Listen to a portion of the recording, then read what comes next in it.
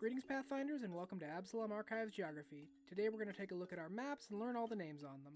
While the world of Galarian is vast, the majority of Pathfinder's published content takes place in a specific part of the world called the Inner Sea region.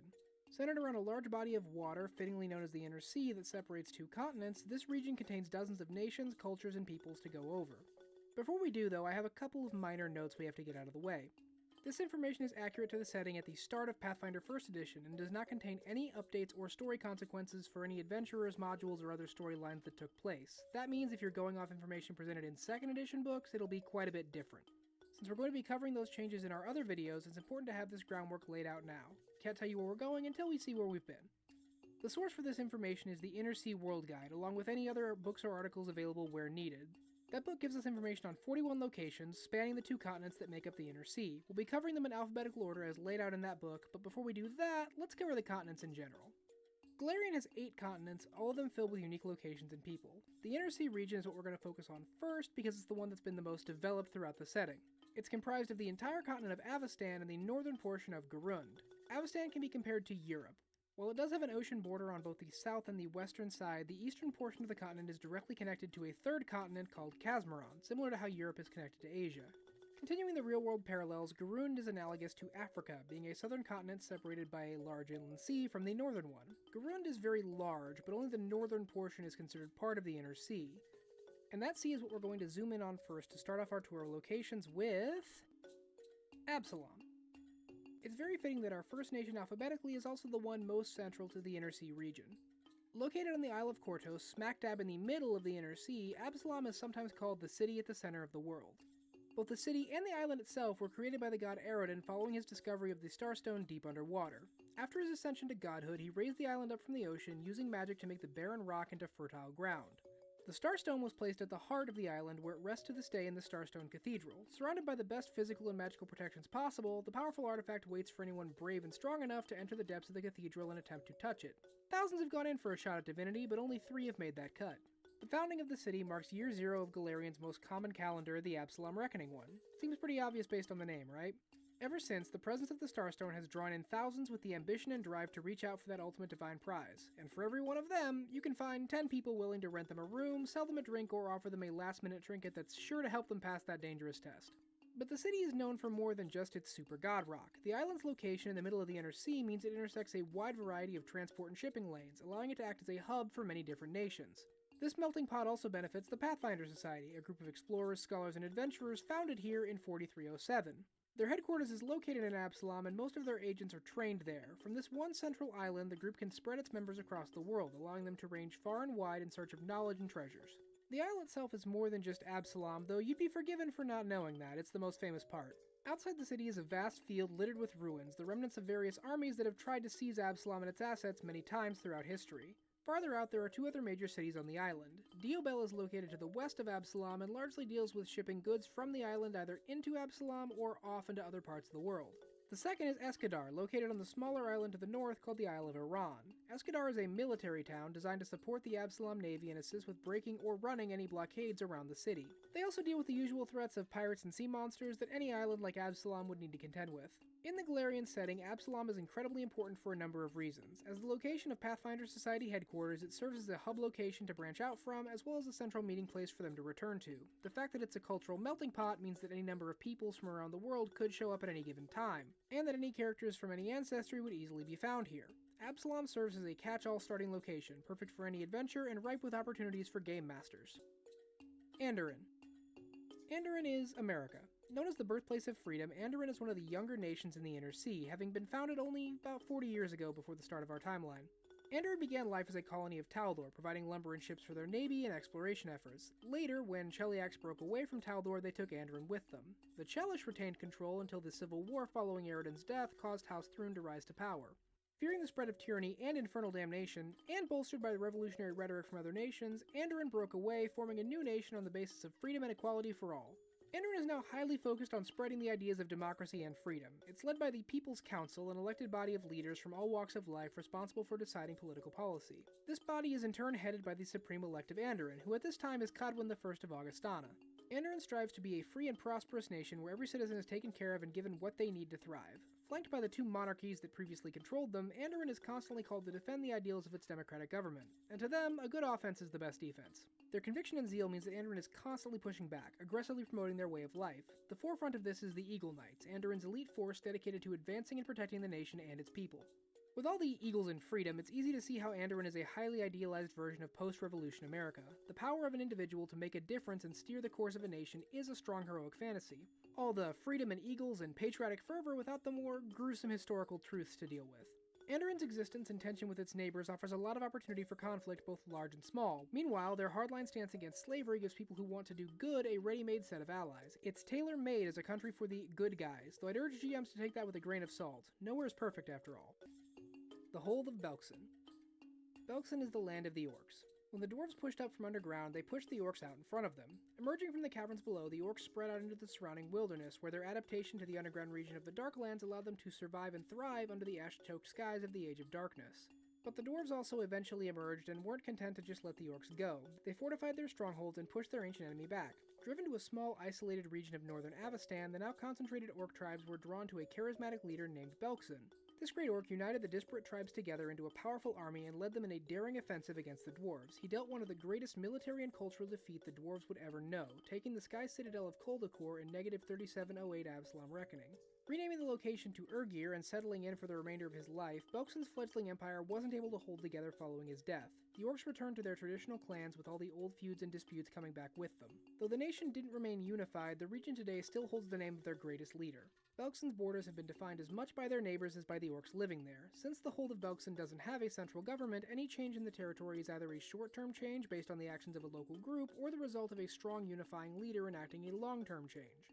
Twice in their history, the orc tribes have been united by an outside force like this. The first was the whispering tyrant Tarba Fawn, who conquered the nearby nation of Ustalav before bringing Belkzen under his banner. The orcs of Belkzen made up the living backbone of his army, supplementing his undead forces. When Tarba Fawn fell in 3827 Absalom Reckoning, the lack of a strong leader fractured the orcs back into scattered tribes, with their new southern border now defined by the nation of Lastwall. The second of these leaders was a man named Kazavan, who was actually a dragon in disguise. He originally fought against the orcs of Belkzen at the behest of Ustalav's leaders, who were worried about border raids. While he initially pushed the orcs back, Kazavan turned around and built a stronghold right in the middle of their land to begin recruiting local tribes. Only a daring strike by heroes from Lastwall prevented him from completely uniting the orc tribes and making another push. In recent times, the various orc groups have pushed south against Lastwall, breaking through the border defenses and overrunning them in both 4237 Absalom Reckoning and again in 4515 AR.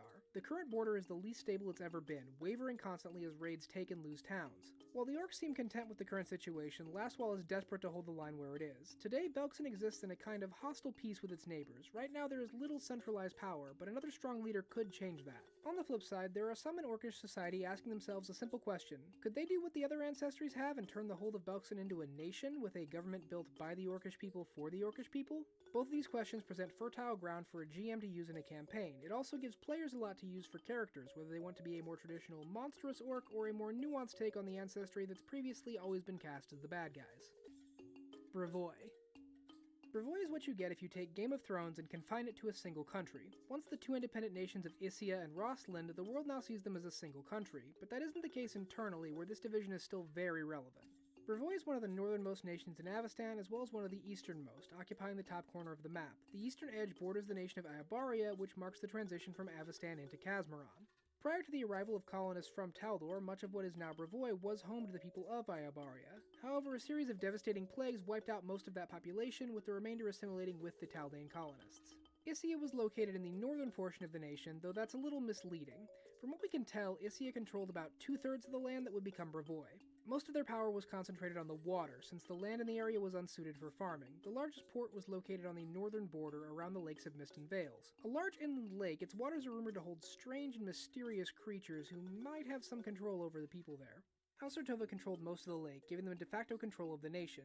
Isians made their living as either river pirates or fishers, relying on Rosslyn crops or food from other nations to supplement their diet. The southern Rosslyn was very different from their northern neighbors. The land here was pleasant and fertile, perfect for farming. The population was more weighted towards the Taldane colonists, with a disgraced noble named Syrian as their leader.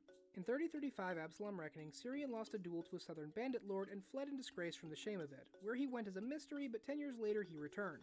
Sporting the new surname of Aldori and some vastly improved sword skills, Syrian defeated the very same bandit lord who humiliated him a decade earlier. Following this victory, Syrian established a school for swordsmanship. These students, the Aldori sword lords, would rule Rosslyn for generations after Syrian died. The sword lords and the houses of Issia would exist as neighbors until the event that would change the course of both countries forever, the coming of a conqueror. Jare the Conqueror arrived in 4499 Absalom Reckoning. Though his army was small, he had a massive advantage over his opponent. Dragons. Massive red ones. No one knows entirely why these dragons followed Jare, with speculation ranging from magical artifacts to Jare himself being a dragon in disguise. Whatever the reason, these dragons provided a massive advantage, allowing Jare to subdue the sword lords and force the pirate houses to bend their knees and surrender. Jare only ruled directly for about a decade before leaving the nation to his descendants in House Regarvia, who controlled Brevoy for the next 200 years. House Regarvia's power was maintained through a combination of house politics and implicit threat. No one knew if Jare's dragons, or even Jare himself, would return, which made opposing Regarvia openly far too risky. This changed in 4699 Absalom Reckoning, when the entirety of House Regarvia just disappeared overnight. With no one knowing how or why, the nation panicked. Eventually, House Satova took advantage of the chaos to seize power. Now the remaining houses squabble over the legitimacy of the new king, while the old division between Rosslyn and Issia is ready to fracture the nation apart. So with the political houses on the verge of civil war following the removal of a ruling family who conquered the land with dragons, you can see why I made that Game of Thrones comparison. There's even a north versus south divide, though it's clearly more of a thematic homage than an outright ripoff. Brevoy offers a good few campaign hooks. Players looking for squabbling house intrigue can find plenty here. The disappearance of House Regarvia also offers a lot of mystery, as do the specifics around Jare himself. And of course, there's the classic fantasy of hunting down an abandoned dragon's hoard for treasure. Overall, Brevoy is a great setting for DMs that want some of that Game of Thrones theme, but without the entire dark fantasy package. Celiacs. Celiacs asks an interesting question. Is there such a thing as the soul of a nation? And if there is, can that soul be sold? Celiacs began life like many Avestan nations as a colony of Taldor. Founded in 3007 Absalom Reckoning, it remained a vassal state until 4081 AR, when Taldor was distracted by war on their southern border. King Aspects the Even Tongue rebelled, beginning what would be known as the Even Tongue Conquest. Aspects used a deft combination of diplomacy and military might to absorb the surrounding territories of Anderin, Galt, and Isgar. This catapulted Celiacs into a position of power, quickly eclipsing Taldor. From there, Celiacs spread out, acquiring new territories and setting up colonies as far away as Garund and the western continent of Arcadia. In 4305 Absalom Reckoning, King Haliad III started the Everwar, an expansion campaign north that would add the territories of Nidal, Malthun, near Mithras, and parts of Belkzen and Varesia into Chelish control. The war would end in 4410 Absalom Reckoning, but Celiacs' ambitions would not. They were a nation with a destiny. Many credit Celiacs' swift rise to their worship of Anderin, believing the god was guiding the nation. As Aridin's prophesied return approached, Celiacs believed that this would herald a new golden age for them. After all, the prophecy said the return would occur in their very country. One of their own, Iomedae, had risen up to divinity and was serving as Aridin's herald and right hand. They had a divine mandate to succeed, to lead the world in a new age that would soon begin. And then Aridin died and everything fell apart. The noble houses rebelled against the current king, who lost all legitimacy with the death of their patron god. 30 years of civil war ensued, one that would see the Chelish Empire crumble as they lost hold of territory after territory. The unrest continued until one house made a daring decision that would secure their victory. House Thrune, until this point a smaller and less powerful house, made a terrible deal with Asmodeus, the ruler of Hell. This deal secured them the help of legions of devils, whose power and cunning outstripped all their earthly rivals. With this supernatural backing, House Thrune won the civil war and began a brutal era of rule, one where the Church of Asmodeus would take center stage. House Thrune is in a very precarious position. They have an incredible ally in the Church of Asmodeus, but that also comes with a literal heavenly host of enemies. The atrocities of House Thrune have cost them vast amounts of territory, and the colonies remaining are far-flung and full of tension. House Thrune has been in power for less than 70 years, but has seen 5 new rulers as treachery befalls each of the infernal magisters and magistrixes. Tyranny grips the everyday lives of the people, while nobles claw for power in barely restrained chaos. Celiac serves a dual purpose. Firstly, it's basically an evil fascist empire, creating a strong force for good characters to oppose and for evil characters to work for. Secondly, it provides several ready-made reasons to incorporate devils into a campaign without heading directly to hell itself. Simply add a few Chelish connections to any bad guy and you have a reason for some devils to pop up from time to time. The government endorsement of slavery gives another reason for them to appear frequently as antagonists. There are also a lot of good hooks for a redemption backstory, with a character raised under House Thrune propaganda learning how things really are in the savage backwater places they are taught to subjugate. And for game masters, a personal favorite little twist is the good old turn of phrase, better the devil you know. After all, maybe a cunning character can take the power of hell and use contracts to make them work for good. Just make sure to read that fine print. The Darklands. It's time to go down. Larger than any one nation, the Darklands refers to the vast system of underground caves and tunnels that wind below the surface of Galarian. The Darklands extends throughout the world and across every continent in a way that makes it difficult to divide like you normally would a surface nation. Instead, the Darklands is divided by depth, with a top, middle, and bottom layer. Connections between the Darklands layers are winding and complex, especially since they don't always need to connect to each other. While most entrances go to the top layer, it's possible to skip that entirely and enter the middle or even deepest layers directly from the surface if you know where to go. Additionally, the Darklands have a metatextual complication with the remaster, which changes certain aspects of their lore from the presentation in earlier books. We begin with the top layer, Narvoth. Technically the easiest layer to access, Narvoth is still incredibly dangerous to anyone who doesn't know what they are doing. Before the Age of Darkness and the quest for the sky, Narvoth was the home of both the dwarves and the orcs. After both species migrated to the surface, a large variety of other ancestries moved in to fill the gaps. The largest population consists of dwarves known as Hringar, formerly Durgar prior to the remaster, that did not follow the quest upwards, instead remaining underground. Various other species such as Daros, Vegapygmies, and Zolgaths also make their home here, along with scattered remnants of surface species like humans that fled underground from Earthfall and simply never emerged. Notably, not every surface cave that leads to an underground cavern is considered part of Narvoth. To be considered part of the Darklands, you need to connect down as well as up. Which leads us down to Sekamina, the middle section of the Darklands. The caverns here are larger, the tunnels wider, and the society is more isolated from the surface. Sekamina is largely dominated by the Sekmins, also known as the Serpent Folk. Previously inhabitants of the surface world and leaders of a large empire, they were driven underground along with their headless god by the Aslanti. The Sekmins have created a sprawling empire, constantly plotting for a return to the surface. While they control most of this layer, some portions are controlled by other creatures, such as the ancient ghoul empire of Nemret Noctoria. Finally, we need to take a moment to talk about the Brao. Prior to the remaster, they controlled a large portion of Sekamina, more so than the Serpent Folk. However, the remaster has retconned them out of existence, with the Sekemin now controlling most of that territory. The only hint at their former presence is a single city, mysterious and empty of all life. While it's sad that a portion of the lore needed to be so clumsily removed, it is what it is. There is no force in the universe, no god or mage or eldritch being, stronger than trademark lawyers. The final level of the Darklands is the most strange and mysterious, the Vault of Orv. While the upper levels of the Darklands can seem natural despite their large size and connected nature, there's no doubt that the vaults were created deliberately. Made during the world's creation by mysterious creatures called Vault Builders, these powerful progenitors left behind vast caverns filled with strange artifacts and otherworldly inhabitants. Believed to be giant experiment chambers, the vaults today are incredibly dangerous to anyone unfamiliar with their particular environments. The Darklands are the Hollow Earth, the deep cavern delve, the trip down under. They represent a chance at strange new worlds, difficult survival situations, or just finding a big monster in a cave. They're also easy to expand for any game master, since you can just slap down a new cave leading to a hole full of enemies. You can go as wild and weird as you want, since any Orv vault could contain whatever. Fertile ground for an old pulp sci-fi serial type adventure. Druma. Capitalism. Okay, cut, we're done here. Okay, there's more than that. Druma's history can be divided into three distinct periods. The oldest and least understood is the McCready Blade people, a pastoral civilization that lived in Druma prior to Earthfall. Their civilization traded extensively around the nearby lake in Carthan. Scattered Thessalonian records paint a picture of a barbaric civilization that sacrificed outsiders to monsters. In actuality, the McCready Blade people had a close relationship with the local Fey population, whose retaliation against a Thessalonian slight was overblown for propaganda.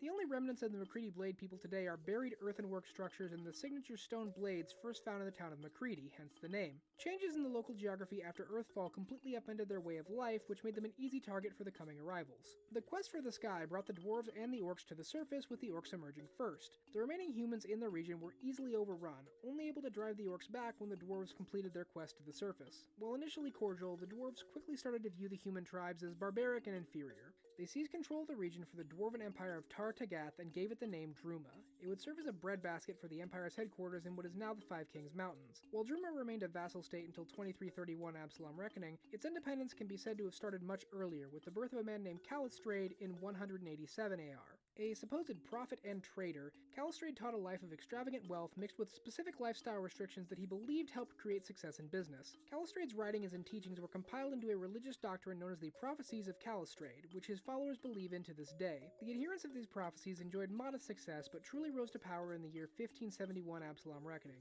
That year, the Five Kings in the neighboring mountains attempted to subtract from their number in a violent fashion. While Druma suffered under the increased taxes to fund these wars, the prophets' business acumen saw them generating massive amounts of profit, putting much of the Five Kings Mountains into their debt. This would serve as leverage generations later in 2331 Absalom Reckoning, when the Curse Accords were signed granting Druma independence in exchange for forgiveness of said debts. The Calistrators ruled Druma ever since, even after Eredin's death completely broke prophecy as a concept. The prophecies that the Callistra cats follow aren't specific divinations, but rather a series of guidelines for living that are believed to guide a person's success. You could argue that they aren't really prophecy, just self-actualization, but to a Callistocrat, that's just splitting hairs. It's working for them, and that's what matters. Druma is a land of interesting history, but little ongoing conflict. As a trading nation, they have little reason to get involved with conflicts between others unless their bottom line is threatened. The prophets of Calistrate represent a good, mysterious merchant archetype for players to bump into, offering a wide variety of good or strange items. Druma itself is also a good place to set up a more crafting and business-focused adventure, letting players focus on the more cutthroat merchant aspects. On a personal note, while it's an interesting place, I'd rank Druma as my number one nation I kind of forget about when I'm talking about the setting. The Five Kings Mountains. Through a quirk of naming, we move right next door to the Five Kings Mountains. One of the smaller nations of the Inner Sea in terms of map space, the mountains pack a lot of population and history into a small physical space. That history, by nature, is the history of the dwarves. Following Earthfall and their quest for the sky, the dwarves fortified the area where they emerged into large mountain cities known as Sky Citadels. The first and largest of them was High Helm in the Five Kings Mountains, which became the seat of the dwarven nation of Tartagadth. Though initially encompassing every Sky Citadel across the Inner Sea, the kingdom would shrink over time as these locations were lost, conquered, or abandoned. Eventually, Tartagadth fractured into city-states around the four remaining Sky Citadels, the one around High Helm being our focus. Between that collapse in 1551 Absalom Reckoning and the year 1562 Absalom Reckoning, 5 separate kingdoms were founded in the region around High Helm, each led by a different brother. 9 years after that, civil war broke out because no one fights quite like royal families. This conflict persisted in various states for 700 years, up until the Curse Accords, which granted Druma their independence in 2331 Absalom Reckoning. To commemorate this peace, the faces of the 5 current kings were carved into the side of the surrounding mountains. Their presence is what gives the range its name, regardless of how many kings are currently around. 160 years later, the dwarves would be pushed back into High Helm by an invading force of orcs who destroyed any outlying dwarven kingdoms. Heavily fortified, High Helm was able to weather the siege by simply closing their doors. Lasting 700 years, the siege broke in 3279 Absalom Reckoning with the arrival of a dwarf known as Konan the Mighty. He drove the orcs out and was hailed as a hero by the people of High Helm. Capitalizing on this, pun intended, he established his own kingdom named Tar-Kadrum. Dwarven civilization in the mountains would flourish for the next 500 years. As a side note, slightly before Konan's arrival, a dragon named Darlaxle arrived in the region with his far too many vowels in his name. Sometimes known as the 6th King of the Mountain, he plays little major role in history but is notable enough to mention here as a big dragon that just kinda lives there. Tar-Kadum would be tragically shattered in 3980 Absalom Reckoning when the volcanic mountain of Droskar's Crag erupted, destroying the capital and displacing most of the dwarven people. This event would become known as the Rending and would signal a period of decline for the dwarven people. The eventual result was the reign of King Ordric Talric, who would win the throne by treachery and murder before creating a theocracy devoted to the dwarven god Droskar. Demanding only toil and obedience, this regime would lead to the greatest mass exodus of dwarves into the wider world than anything before it. After 100 years of this, the priests could no longer keep the population cowed. The theocracy collapsed, signaling the end to any kind of larger dwarven nation.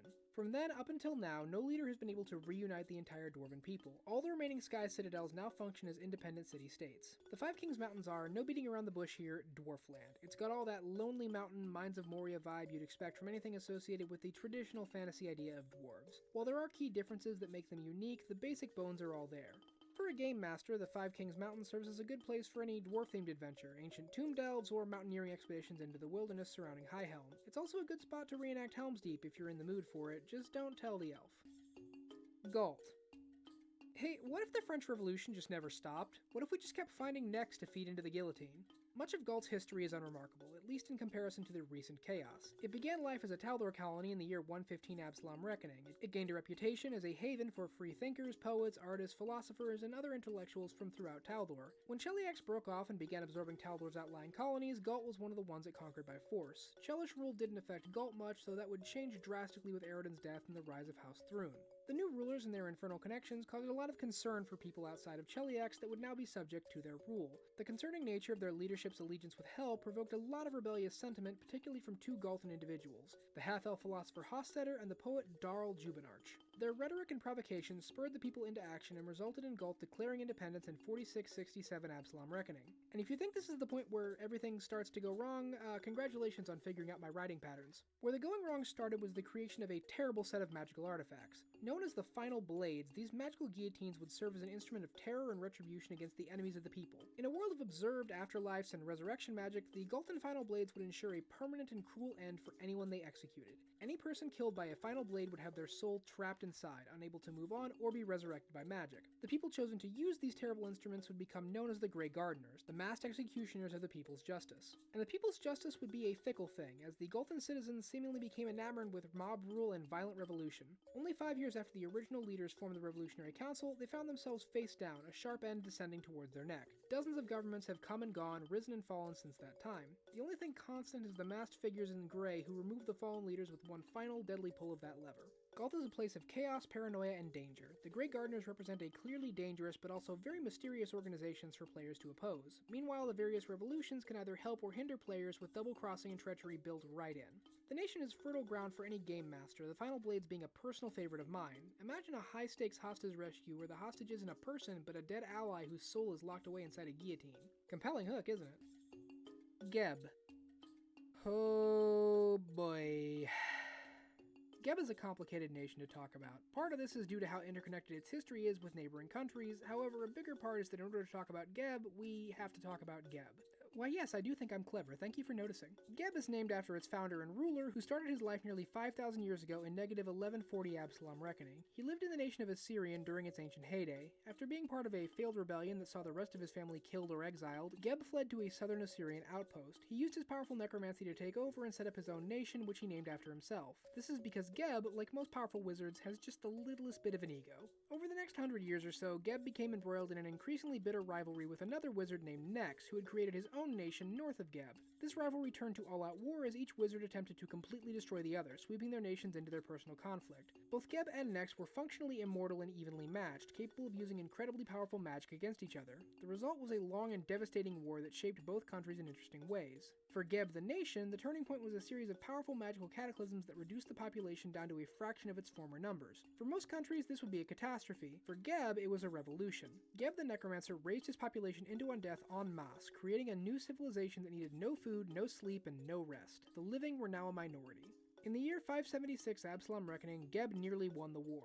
An attack on Nex the nation resulted in Nex the wizard disappearing into his sanctum and seemingly leaving the world behind. Geb floundered at this shift, paranoid that Nex was always on the cusp of returning to end the battle. Without his rival there, the war slowly ground to a halt, eventually settling into a truce that exists to this day. Geb himself grew so paranoid he eventually committed ritual suicide, returning as a ghost to haunt his own capital where he remains to this day. After his death and return, Geb the Necromancer has often gone dormant for long periods of time, uncaring for the ruling of his nation or the affairs of the world around him. This has rendered the nation of Geb isolated and stagnant. Its remote location on the eastern coast of Garund contributes to this, as does the nation's large population of undead needing very little sustenance. In fact, Geb is largely an export-based nation, using its cheap undead labor force to farm vast quantities of food that the nation itself doesn't need. In a bit of dramatic irony, it ships most of this food to Nex in exchange for dead bodies to supplement the zombie workforce. Geb has only seen one major change in recent history. In the year 3889, a group known as the Knights of Ozem from the country of Lastwall launched a very poorly planned crusade against Geb, seeking to purge the undead nation. This aroused the ire of Geb himself, who slaughtered the knights sent against him, reanimated, and sent them home with a cruel mission. They retrieved the body of a woman named Erasni, formal herald of the god Arodin, whose history is too much to go into here, but very important to the overall events of the world. Long story short, Geb reanimated Erasni into a lich, a grotesque imitation of her previous life, and bound her to serve as queen of his nation. Erasni has played this role ever since, keeping the nation stable and ruling rather well for someone who hates literally every single person in it. Geb is a horrible place, filled with undead slaves, cruel leaders, and sadistic tyrants. There are dozens of reasons for any adventurer to head into Geb on a righteous crusade against evil. However, it also presents a good place for evil adventurers. Undead court politics can make for unique intrigues, and Erasni adds interesting complications to the mix. Would she welcome outsiders' help in freeing her, or would she see them as the next generation of foolish heroes whose pride got her into this mess in the first place? Irisin.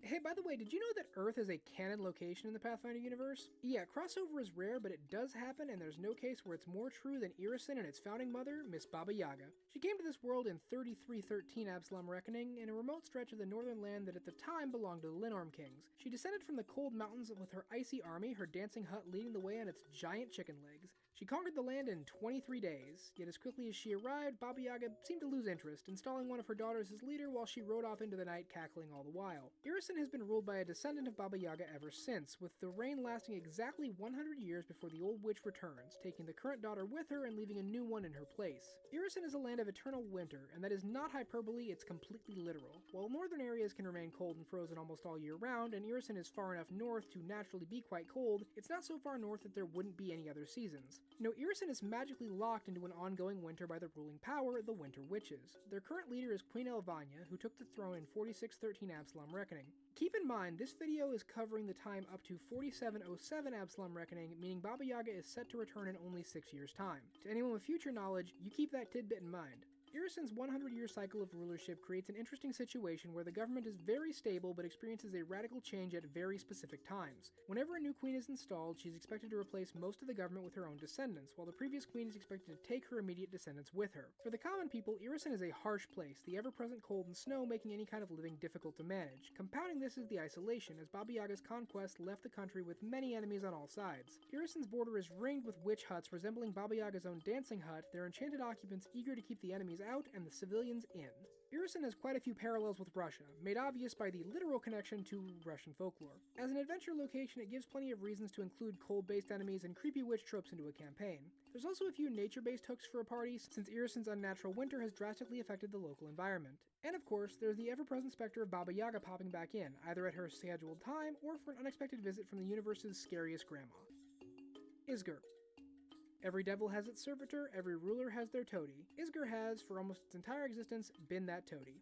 Technically founded by Taldor in 2133 Absalom Reckoning, the land was previously home to a scattered tribe of humans called the Isgari. When Taldor finally pacified them, it named the country it founded on their land Isgar in honor of them. Real classy move there, Taldor, just the best. Isgar remained under Taldor's rule until 4081 Absalom Reckoning, when Celiacs gained control instead. Since then, Isgar has remained a Celiacs vassal state. Both nations that controlled Isgar have heavily exploited its natural resources, to the point where there's not all that much left to grab. Most of Isgar's value now comes from its established trade route between Celiacs and Druma. Isgar has been suffering in recent years due to a conflict called the Goblin Blood Wars. The war started in 4697 Absalom Reckoning, when hundreds of goblin tribes emerged from the woods in the nation's south, rampaging and killing everyone in their path. Though the war only lasted 4 years, it devastated Isgar, whose population was unable to defend itself from the shocking offensive. The war only ended when Chelish and Anderin forces came to Isgar's defense. To make matters worse, while the goblin forces were routed, many of the creatures simply scattered back into the woods or underground. Now the countryside is littered with both displaced goblins and desperate citizens. Both groups are quick to turn to banditry and theft to keep themselves alive. Instead of rallying to support their nation, the Isgar leadership huddles in their capital, desperately clinging to power.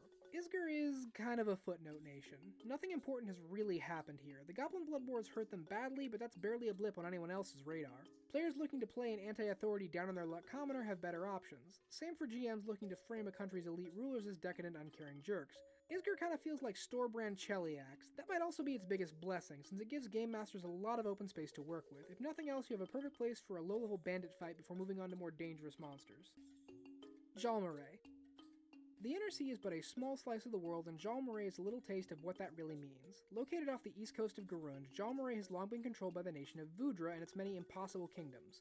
Located on Kazmaran, Vudra is heavily analogous to India and the Middle East. That influence seeps through into Jalmaray, giving it a very distinct culture from the other nations around it.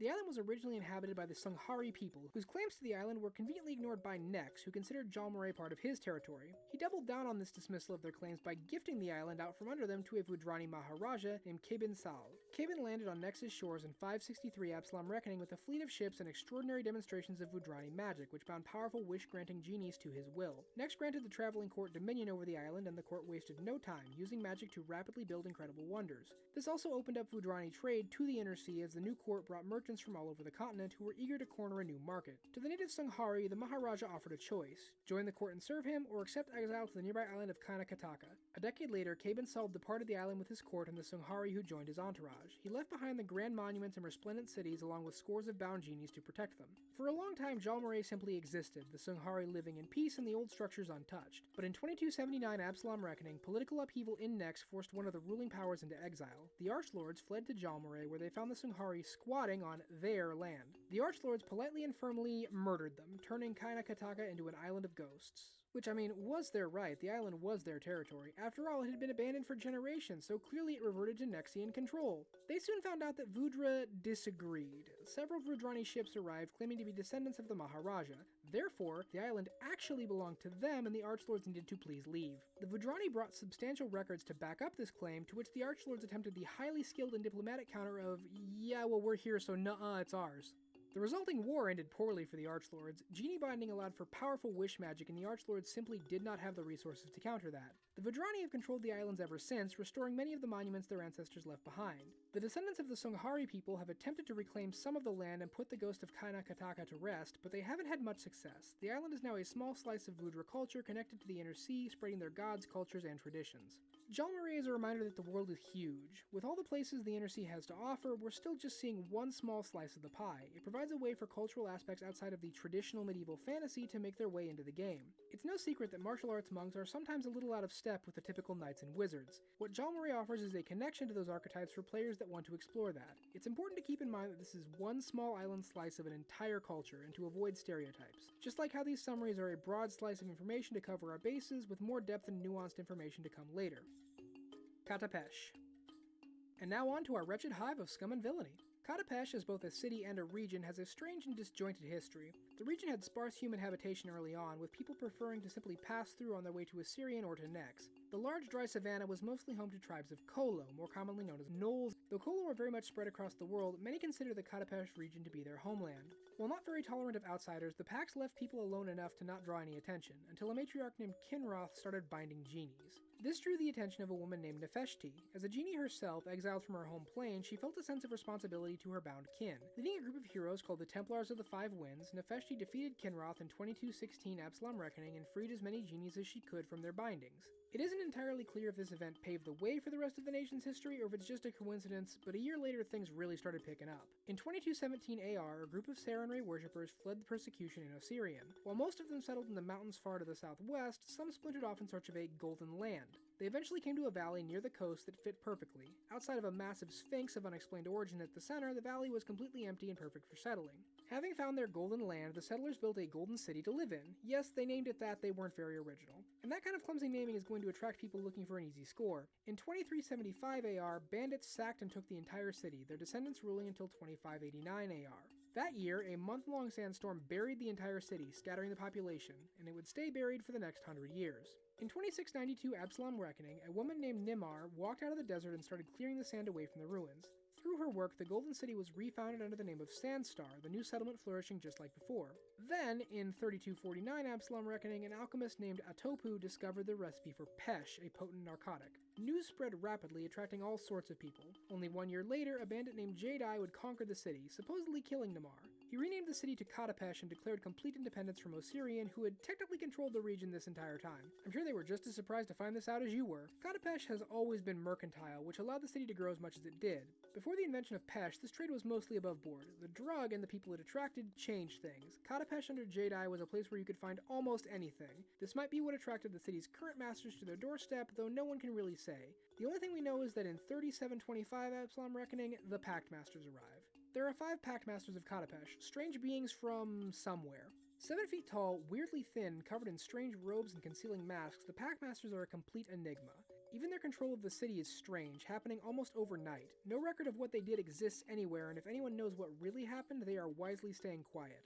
However they did it, the Pact Masters have kept control of the city to this day, creating a thriving trade market. Anything you need can be found in Katapesh if you can pay for it. Katapesh is the bazaar, the market, the trading port town where you can buy anything and anyone if you know who to talk to and how much to pay. It can serve as a great temporary stop for characters passing through or as a source of anything a party might need to advance their ambitions or plots. Their connection to the slave trade and the mysterious nature of the Pact Masters also gives a party looking for a righteous cause something to fight against. Game Masters can play up the mystery of these strangers or simply have some double-crossing market shenanigans with high-stakes street races on the side. Just beware you don't wind up with buyer's remorse. Konan. So elves are from Venus, and yes, I do mean that literally. The elves of Galarian actually originated on the neighboring planet of Castrovel, traveling through a magical gate called the Sovereign Stone long ago to settle in Konan. They lived on Galarian up until Earthfall, where the impending cataclysm prompted the elven people to make a choice. Do they stay and weather the storm, or do they take their magical gate to safety? Ultimately, the majority decided to leave, escaping home and avoiding the destruction that everyone else was forced to endure. Not every elf left through the gate, though. Some stayed behind to guard the remnants of their civilization in Konan, but many others had a different reason. They felt a responsibility to the world and to the people who lived there. They wanted to help them, even if it meant sacrificing their safety. And here we need to enter the grand land of Retcania, because of the Brao. In the pre-remastered version of events, many of the elves fled underground into the Darklands. There, demonic powers infested the survivors, creating the Drow. In the remastered version, there are still survivors that fled underground, but they did not change into the Drow. Instead, they simply survived underground as an independent civilization. And thus ends our trip into Retconia. Now back to the rest of the story. The Elves of Konan had built up a massive transport network of portals leading all over the world. The ones who remained used those portals to ensure their safety, spreading out all over before Earthfall disabled them. The scattered groups would develop into several distinct cultures far removed from their departed cousins. For millennia after Earthfall, these isolated groups were the only contact the rest of Golarion had with elves. The few who remained in Konan were isolated to the capital of Ayadara, hidden by illusions from outsiders. They watched bitterly as the rest of their lands fell into ruin, looted and occupied by outsiders. They waited as 7,000 years passed and Golarion moved on without them. It wouldn't be like this forever. Eventually the elves would return, but Konan's revival wouldn't be started by their neighbors or even by anyone from this plane. Deep in the abyss, the demon Tree Raiser attempted a coup against his father, the demon lord Sith Visug. He failed and was banished to Golarion as punishment, appearing in the southern forest of Konan in 2497 Absalom Reckoning. Seeing no reason to let banishment hinder his desire to fuck shit up, Tree Raiser began destroying and poisoning the surrounding land. Nothing in the immediate area could possibly challenge the powerful demon, and he rampaged to his heart's content. After stomping around for a while, he wandered north and found Ayadara. The protective illusions weren't able to fool him, and the magical defenses couldn't stop him. Inside the city, he sensed the Sovereign Stone's magic, capable of opening powerful, stable portals. Believing he could twist this magic to summon a demonic army and return to the Abyss, he attacked the city, slaughtering the inhabitants and taking the stone for himself. And back on Castrovel, the elves were pissed. They sensed the disturbance and made their way back to Golarion, arriving in 2632 Absalom Reckoning and pushing Tree Raiser out of their city. Their offensive drove him back into the forest where he first emerged before he was able to dig in and stop them. Now deeply entrenched in the region of Tanglebriar, Tree Raiser lurks and plans new attempts at cracking Ayadara open for that juicy stone inside. Following the battle with Tree Raiser, the elves braced themselves for an assault by the native humans. Instead, nothing happened. Reaching out into the wider world, the elves found a place much more developed and welcoming than they expected. They decided to resettle Konan and remain on Golarion. Since then, the nation has established connections with their neighbors, but still remains somewhat isolated. To an elf's extended view, even after 2,000 years, they are still settling into the new place. Konan is to elves as the Five Kings Mountains is to dwarves. It's got some unique elements, but it's also largely what you'd think of if I told you to imagine a fantasy elf land. The most interesting thing about Konan, in my opinion, is the extraterrestrial connection to the planet Castrovel, which offers quite a unique twist on their origin. Players looking to play a traditional elf will likely be from Konan, but it's not the only option if you want something a little different. For Game Masters, the Elven Portal Network provides lower-level opportunities for distant travel, while Tree Raiser has final campaign boss written all over him. Last Wall. We are the line must hold. Lastwall's history began 74 years before it was founded, when Avestan went to war. A powerful lich named Tarbafon the Whispering Tyrant controlled central Avestan around Ustalav and the hold of Belkzen. His army of undead and orcs threatened everything around them, and so the world threatened them back. The Shining Crusade was a time of villains and heroes. Tragedy struck Eridan's champion and herald Erasni, who was summoned to fight and brutally humiliated by Tarbafon. The mortal woman Iomade rose to the challenge of leadership as a hero-turned-goddess, and legendary men like Taldane General Arnescent stood in defiance of Tarbafon's ambition. The long and bloody fighting ended with Tarbafon defeated and driven back into his stronghold of Gallowspire. Unable to locate or reach his soul cage to ensure Tarbafon's permanent death, the Crusaders instead sealed Gallowspire, trapping Tarbafon and his most powerful minions inside. But jails need wardens, and so a year later in 3828 Absalom Reckoning, Taldor created the colony of Lastwall to watch over Gallowspire and prevent the Whispering Tyrant from ever escaping. Although Tarbafon's undead army was wiped out after his defeat, the orcs saw no reason to stop fighting just because the Lich was gone. After all, they didn't need a necromancer constantly yelling motivations into their skull, they could do that themselves. So even with the crusade done, Lastwall had to remain vigilant against aggression from their northern border. This would be a problem for them several times, the first one being in 4043 Absalom Reckoning when Ustalav made a bit of a mistake. See, they wanted the orcs to stop raiding them, so they hired this mercenary named Kazavan to stop them. Unfortunately, Kazavan had a small case of secretly being an evil dragonitis, thankfully not contagious. So while he did push into Belkzen and defeat several orcs, it was more of an audition for new leadership. While Lastwall attempted diplomacy at first, Kazavan rather strongly rejected them. His stronghold of Scarwall stood for several years before a Lastwall hero named Mandravius infiltrated the fort in 4058 Absalom Reckoning and killed Kazavan. Though dead, his evil was so strong it lingers in his very bones to this day. Following this, Lastwall would suffer a string of problems. The first seemed like a good thing, when in 4081 the Eventongue conquest in Celiacs prompted them to declare independence from Taldor. Ostensibly, this was to keep the nation neutral out of conflicts that could endanger their mission. In practice, it meant that Lastwall no longer had Taldor's military support guaranteed. This would be a problem when Belkzen broke through the southern border in 4237 Absalom Reckoning. The new border held for a while, but Lastwall's lack of time to fortify it meant that in 4517 AR, the orcs broke through again. Only a literal miracle involving a wish spell prevented a total overrun of Lastwall's forces. Now the border technically stands at the Horde line, but it really shifts at the whim of Belkzen's raiders. Less secure than it's ever been, Lastwall's front lines are held together by hopeful locals and fearful foreign support.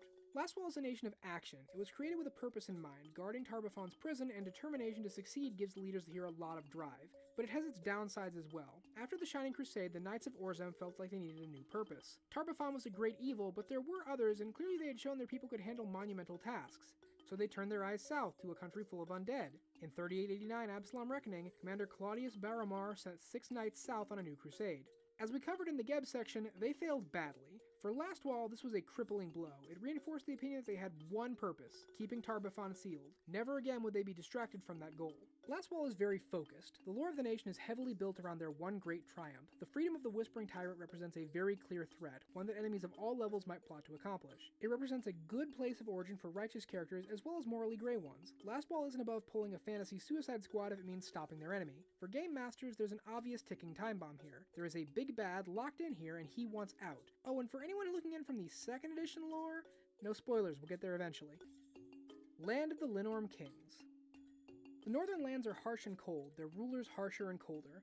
They must be strong, must be brave, and must be powerful. They must prove themselves against the mightiest enemies they can find, the wingless dragons whose final breath is a curse on your soul, the dreaded Linorms. The Land of the Linor Kings is a collection of city-states built around powerful leaders. The first ruler of these lands was King Saborn Armfang, a man whose name I can about 2/3 pronounce. He killed a Linorm and decided it was such a badass thing to do, he should be king now. Everyone around him agreed that, yeah, that makes sense, plus anyone who was going to disagree was probably smart enough not to piss off the man that just killed a curse-spewing dragon.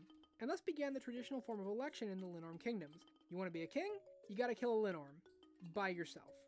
This isn't an easy feat, since Linorms aren't just dragons. All claim to be descendants of the first Linorm, Fafnir, who came to Golarion from the first world of the Fae along with his children. Though none of them rival Fafnir in power, all Linorms are deadly foes. They don't have wings, but they can still fly, and they possess the same deadly breath weapon as traditional dragons. Additionally, they have one final trick they can use. When a Linorm dies, it puts a powerful curse on its killer. Lesser mortals will simply die, and even the most powerful can find themselves utterly crippled. Those who survive will be kings blessed with wealth, fame, and power, but none of that will remove the curse that has settled deep into their soul. The first Linorm king Saborn united his people into a mighty kingdom, which he expanded to roughly their current borders before coming into contact with the remnants of Thassalon in -608 Absalom Reckoning. All his attempts to expand further were thwarted, greatly frustrating the man. He decided that since slaying a Linorm made him a king, slaying the Linorm would make him the king. So he set out on the bold quest to find and kill Fafnir. He was never seen again.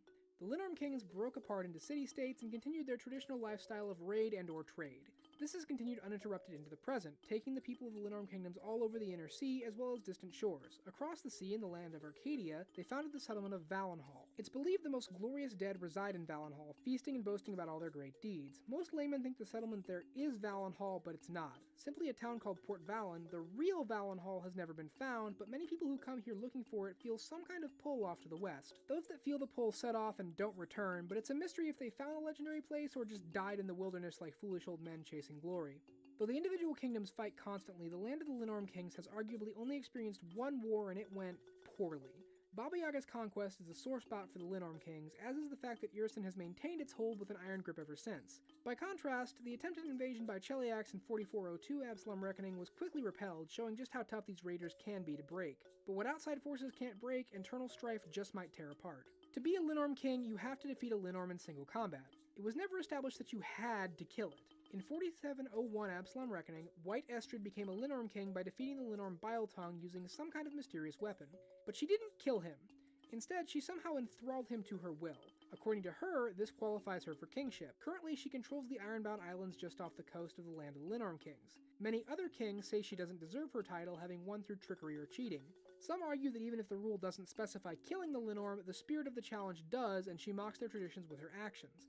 Estrid ignores or insults her opponents while Biletongue remains silent on the issue. The only thing he'll say is that she did defeat him in combat and he made some kind of bargain for his life. He is not pushed on the issue because when a 60-foot-long, 6-ton dragon says he's done talking, you better be White Estrid if you want to say he's not. The land of the Linorm kings is Viking land. Their kingship challenge is straight out of Beowulf, with the store brand Valhalla on Not America adding a little bit of historical illusion. Players looking for monster hunting with a big potential payout would be right at home here. The fact that they still raid up and down the coast means you can easily leave as a low-leveled adventurer, quest around, then come back looking for that title and treasure hoard. Game masters have a ready-made excuse to use cool dragons here, and speaking personally, that's usually enough to get things moving. Oh, and it gives you a good way to see if the player that really likes that "let me solo her" meme can actually back up his min-max build talk. Realm of the Mammoth Lords. Or Mammoth Lords, Realm of the, if you're making a book index apparently.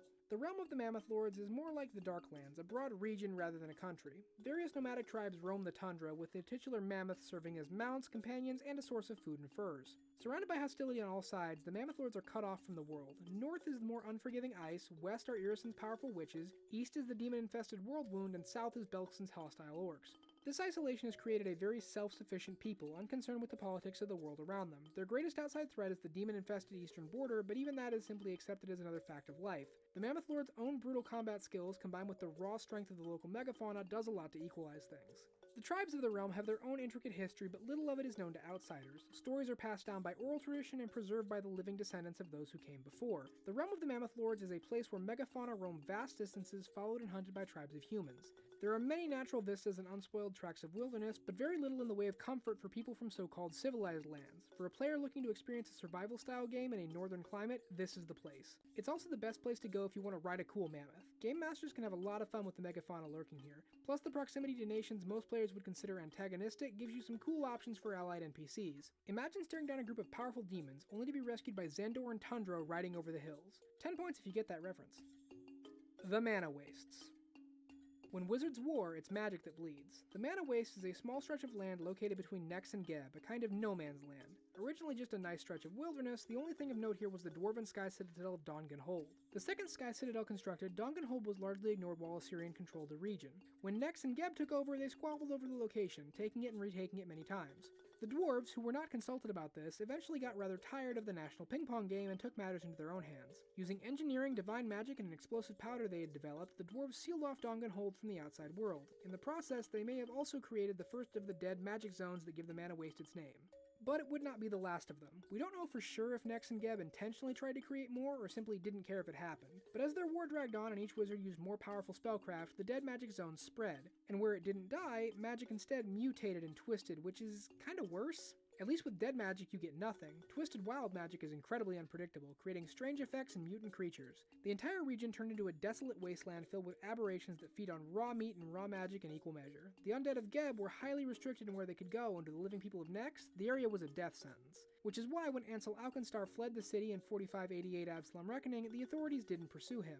Ansel didn't die, obviously. He managed to survive the wasteland, making his way to the remnants of Donganhold. There he found a scattering of refugees and outcasts who'd made their home there. While the deeper hold wasn't accessible, the surface locations were, providing a stable shelter for those who could find it. Ansel rallied these people, and together they built a city for outcasts in the wastes. With what little they could scavenge from the Sky Citadel, they created impressive engineering projects to make life manageable in the hostile wasteland. Eventually, Ansel started to wonder, if this is what they could build from the scraps, what might they find inside Donganhold? Turns out what they found inside was dwarves. Specifically the descendants of the original builders who'd sealed the city. They'd retreated farther underground and hadn't contacted the surface in generations. When Ansel found them, he recognized an opportunity. Negotiating a mutually beneficial deal with them, he returned to the surface with the thing that would make Alkenstar famous: gunpowder. A powerful new tool capable of making deadly firearms. The guns changed everything. They could operate in dead or wild magic areas, were highly effective against a wide range of monsters, and their novelty meant outsiders had no idea what they were facing. From this new foundation, the Grand Duchy of Alkenstar was forged. Alkenstar is the only real government in the Mana Waste, though calling it stable is questionable. Its citizens are a wild mix of different peoples, with refugees, scientists, outcasts, and experimenters all flocking to the area. What I'm saying is it's a bit of a powder keg. Only a communal sense of having nowhere else to go keeps people in line. Guns are something of an equalizer, and their access is carefully controlled. The nearby gunworks doesn't give out its secrets lightly. Alkenstar is less than 200 years old and geographically isolated. That grants them safety, but it also limits their reach. Their history is short, but it does have one of my favorite facts in the lore. There's no good way to transition to this, but I can't possibly leave it out. In the year 4690 Absalom Reckoning, an army of awakened gorillas and demonic monkey men raided the country's gunworks, making off with a bunch of firearms and a giant cannon. And that's awesome. The Mana Waste is the closest you're going to get to Fallout in the setting, and also a way to both include and exclude guns from your game. Their firearms have very slowly worked their way out into the world, but are still a rarity and novelty compared to traditional weaponry. Some people, like the Pirates of the Shackles, have been quick to pick them up, but the risks and costs deter most others. If you want your players to have guns, then a contact in Alkenstar can hook them up. If you don't want your players to have guns, well, Alkenstar's tight control means that they just aren't available. A fun balance can be easy availability of guns, but a much rarer access to bullets. Now every shot counts. The wastes themselves also give game masters an opportunity to get really wild with stuff. Magical radiation can mess you up in all kinds of ways. A great place for a post-apocalyptic or Wild West themed adventure to happen. Be careful at the saloon though, those drinks will get you wasted. Medog GTI Island. We're going to finish this one off quickly. You'll get why that's funny in a moment. Medog GTI Island is a large island located off the coast of Garund in the Arcadian Ocean. Not part of any nation, it was an ancient outpost of the Cyclops Empire during the Age of Serpents. After that empire fell, no one moved in to claim it. Instead, the island's natural harbor served as a haven for pirates, while the inner jungles were home to tribes of Uruxian kobolds. The island remained like this until 2559 Absalom Reckoning, when the Red Mantis assassins arrived and killed the mood. The Red Mantis are a religious group of assassins who were previously based in the nearby nation of Rahadum. Following a tumultuous war between three major religions, Rahadum evicted all worshippers from their country, forcing the Red Mantis to flee. Their god provided for its followers, leading them to Medog GTI Island, where they would establish a new base. Since then, the Crimson Citadel has been their headquarters and training grounds. Technically, the Red Mantis do not govern the island. No one does, officially. Outside the Citadel, the only settlement on the island is the pirate city of Ilmasgordi. In practice, every business in the city is either a Red Mantis front or paying them protection money. The mayor is an agent and the guards are all their soldiers. And since the Red Mantis don't really care about governing, the island doesn't really even have laws. It's just a loose collection of pirate codes enforced by strength of arms and sharpness of steel. Medog GTI Island is a niche location.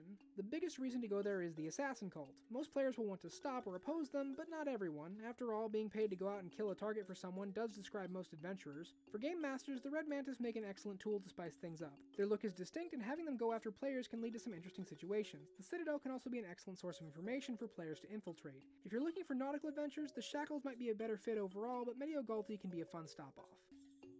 Mendev.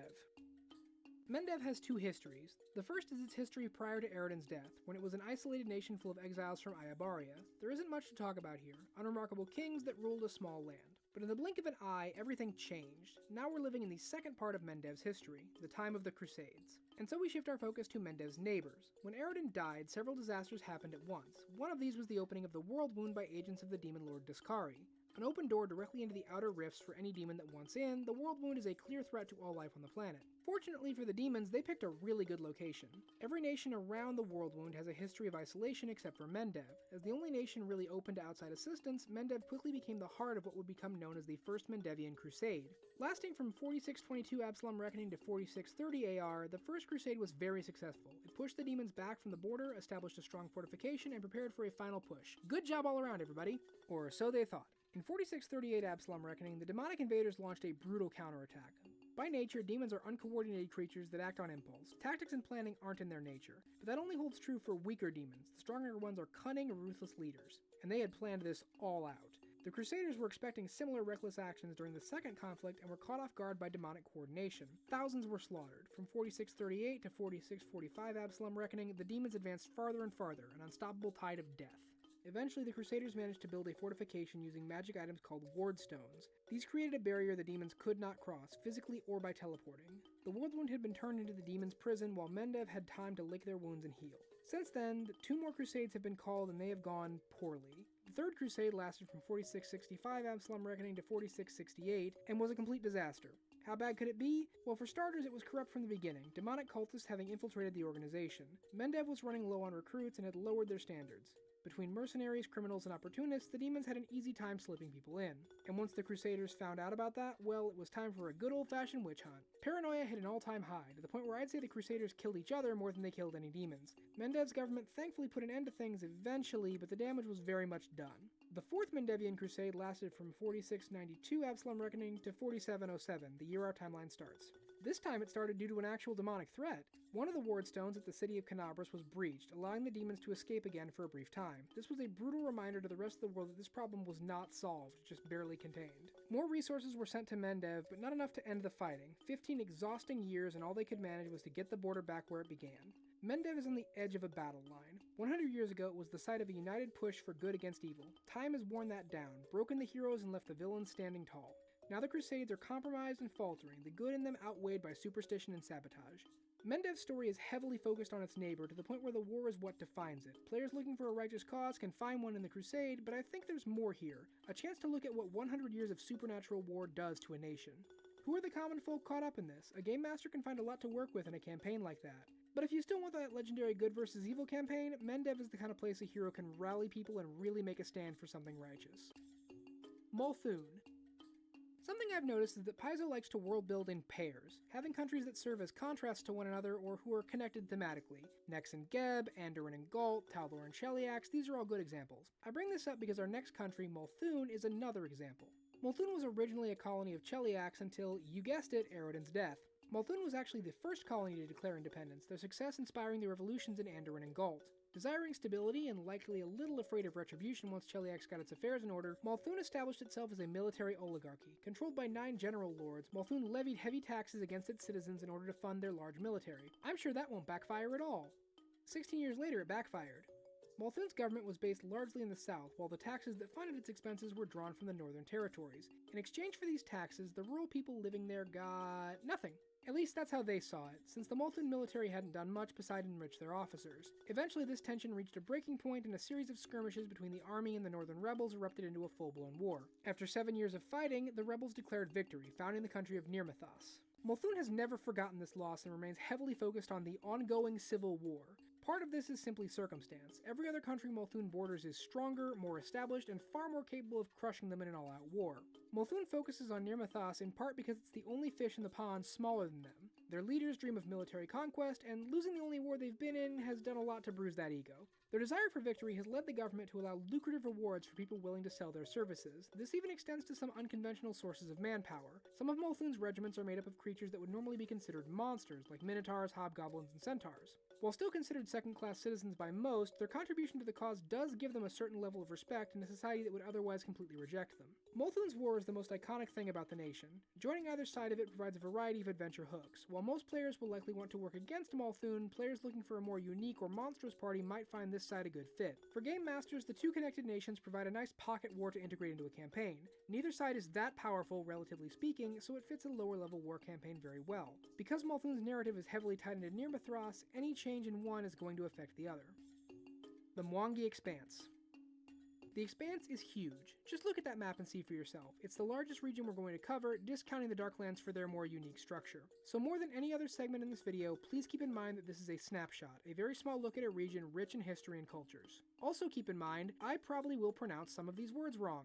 During the Age of Serpents, the Expanse was controlled by the Serpent Folk, though evidence suggests that humans and elves also lived here during that time in smaller numbers. This was the location of the last great battle between the Serpent Folk and the Aslanti. The Sekhmen's god Yudursius was decapitated by Savanth and driven into the Darklands. Following her death, Savanth's followers built up the city of Savath Yi on the site. Though they occupied the city, Aslan had little interest in the rest of the Expanse. The remainder of the Serpent Folk territory was seized by the Cyclops Empire of Golgan.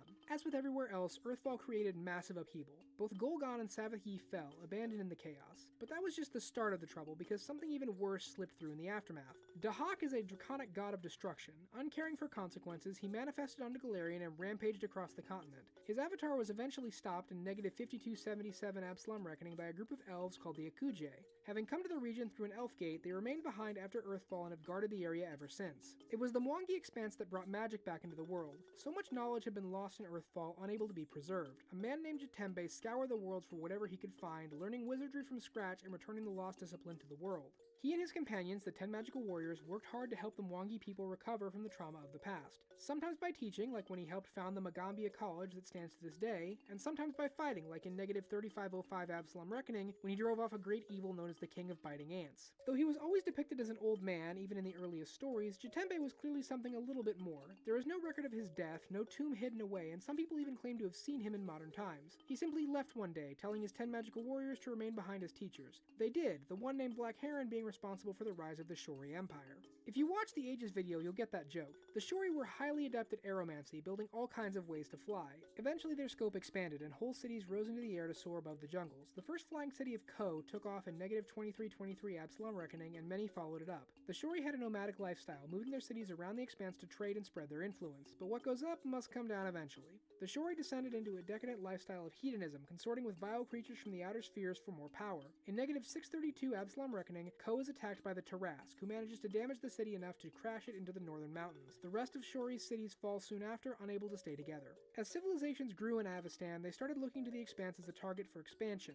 Teldor attempted it first in 2080 Absalom Reckoning with their 6th Army of Exploration. That army met with disaster when they encountered a city of demonic apes led by the Gorilla King, who routed the army and seized their magical siege engine. Yes, this is the second time in this video I've talked about a magical gorilla stealing a siege cannon. Moving on, Celiacs tried their own hand at colonization in 4138 Absalom Reckoning with the founding of Sagarva. While Celiacs Celiacs doesn't control it anymore, the colonists still do at the expense of the native Mwangi. The expanse is not empty. Many varied people make their homes here, and we'll touch on them briefly now. There are various elf tribes, collectively called the Malije, who are very different from their Avastani cousins. All of them are descendants from the elves that stayed behind instead of fleeing Earthfall, and this gives them a very different perspective on elven culture and on Galarian. Next, we have two groups of dwarves, the Mbeke tribe living in the upland mountains, and the Taralu who live scattered across the eastern coast. The hyena-like Kolo inhabit much of the Mwangi, as do the lizard-like Iruxi. To strangers from Avastan, it can be odd seeing gnolls and lizard folk among the more civilized peoples, but they have lived in the expanse as long as anyone else. They might also be confused by the Matangi Orcs, a tribe who roam the jungles in search of demons, which they eradicate on sight. The humans of the Mwangi expanse can be divided into four main groups, though more distinct subcultures exist. The most populous are the Zenge, who inhabit most of the jungles around the expanse. In the northern areas, near the mountains that separate the expanse from the desert, you have the Mauzi people. They are more withdrawn, some even saying they aren't actually Mwangi at all, instead grouping themselves with the Osiriani. On the coast, we have the Banuat. Fishers and sailors, these are the people you're more likely to encounter outside of the expanse. Lastly, there are the Bekyar, the smallest ethnicity of the Mwangi people. They lived mostly in the southern jungles, which means they have the largest amount of contact with the Chelish colonizers. The Mwangi expanse has an interesting history in Pathfinder publications. When talking about an area with clear real-world implications, it's common to draw upon a lot of stock tropes and ideas when building it. That isn't bad, but it can be tricky. You need to use sources from that culture to make sure you get it right, instead of parroting inaccurate stereotypes built on the perception of outsiders. The Mwangi expanse in the Inner Sea World Guide drew on old tropes about the jungles of Africa that were misleading is the nice way to put it. Paizo has admitted as much about their early coverage of the region, and information published later has done a much better job with showing the diverse cultures of the Mwangi expanse in their authentic native voice. When using the expanse, be mindful of the tropes you're drawing on. Yes, it is a southern jungle filled with magical gorillas, and you can absolutely build a fun adventure out of that, but it's also a region filled with people of color that's been subject to colonial power. There's some heavy real-world stuff here. As players and game masters, it's a fine line to walk, but if you approach it with an open mind and a goal of understanding, I think you'll do fine. Nex. To talk about Nex, we have to talk about Nex. And no, I did not recycle that joke from the Geb section, I used necromancy on it, keep up. Nex the country was founded when Nex the wizard seized control of Quantium, the city that would become the capital of his nation. He then started expanding, swallowing up neighboring cities until he ran into Geb. Both men were aware of each other and even somewhat cordial at the start, but expansion and ego don't make for peaceful friendships. In contrast to Geb's specialization in necromancy, Nex was a generalist. He dabbled in all kinds of magic, though summoning and teleportation were his standouts. He used his magic to travel all across creation, bringing back wonders to dazzle his people. His crowning achievement was a demi-plane he crafted himself, the Crux of Nex. Though he was a great wizard, Nex was somewhat of a scattered ruler. Like Geb, he found the day-to-day aspects of ruling annoying, preferring to delegate them to apprentices. He preferred to focus on his personal projects and goals, which sometimes led him to make poor strategic decisions. Like, for example, laying siege to Absalom in 166 Absalom Reckoning using a shard of his Crux. Constructing the Spire of Nex, he attempted to gain control of the city despite still being at war with Geb. The siege didn't succeed, but for whatever reason Nex left the Spire standing outside of Absalom's walls, where it remains to this day. That was his first famous creation from the Crux of Nex. The second was the Refuge of Nex, a safe house he could retreat into if something horrible happened. In 567 Absalom Reckoning, something horrible happened. Geb blanketed the city of Quantium in a deadly magic fog, killing thousands. Nex fled into the refuge and then never came out. Technically this means Geb won the war, but his personal obsession made this victory very unsatisfying. Without their leader, the nation fell into a factional civil war. Each group of apprentices believed that they alone could be trusted with leading Nex in their master's absence. They eventually resolved into a mostly functional government called the Council of 3 and 9. Without Nex around to drive them, the country has stagnated in isolation ever since. The biggest issue facing Nex now is, ironically, its dependence on Geb. Most land around Nex is unsuited for farming, for magical ooze-based reasons, so almost all their food is imported from a nation they used to be at war with. The tension between the old grudge and the necessities of life is constant, and if anyone's going to snap first, it will be the ones that still have living nerves. As an adventure location, Nex actually has a lot to offer. Nex the Wizard has a lot of history to him. Any number of magical MacGuffins could lead back to him, and the current rulers are descendants of his apprentices, giving them lots of obscure knowledge to draw on. For players that particularly want to focus on magic, Nex is a good place for their backstory. GMs have a few storylines to pick from, such as the growing power of Alkenstar or unrest in Geb disrupting food supplies. And of course there's the big one, we don't know what happened to Nex. Any day now he could step back out of that refuge and throw everything into chaos. Nidal. Leave this world and do not return, for as long as the sun hangs in the sky. Honor this, and I offer you one thing from my vault as payment. Deal.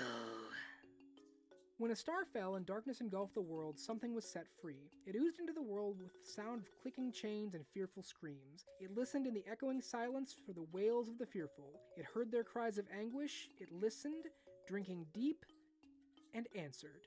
Nadal is locked in a never-ending contract of suffering. When Earthfall darkened the skies, the humans living there prayed to long-forgotten gods for salvation. Their prayers were answered by Zon Cthulhu. Once a benevolent deity named Brao, his travel to the cruel edges of the universe twisted him into a being obsessed with pain and suffering.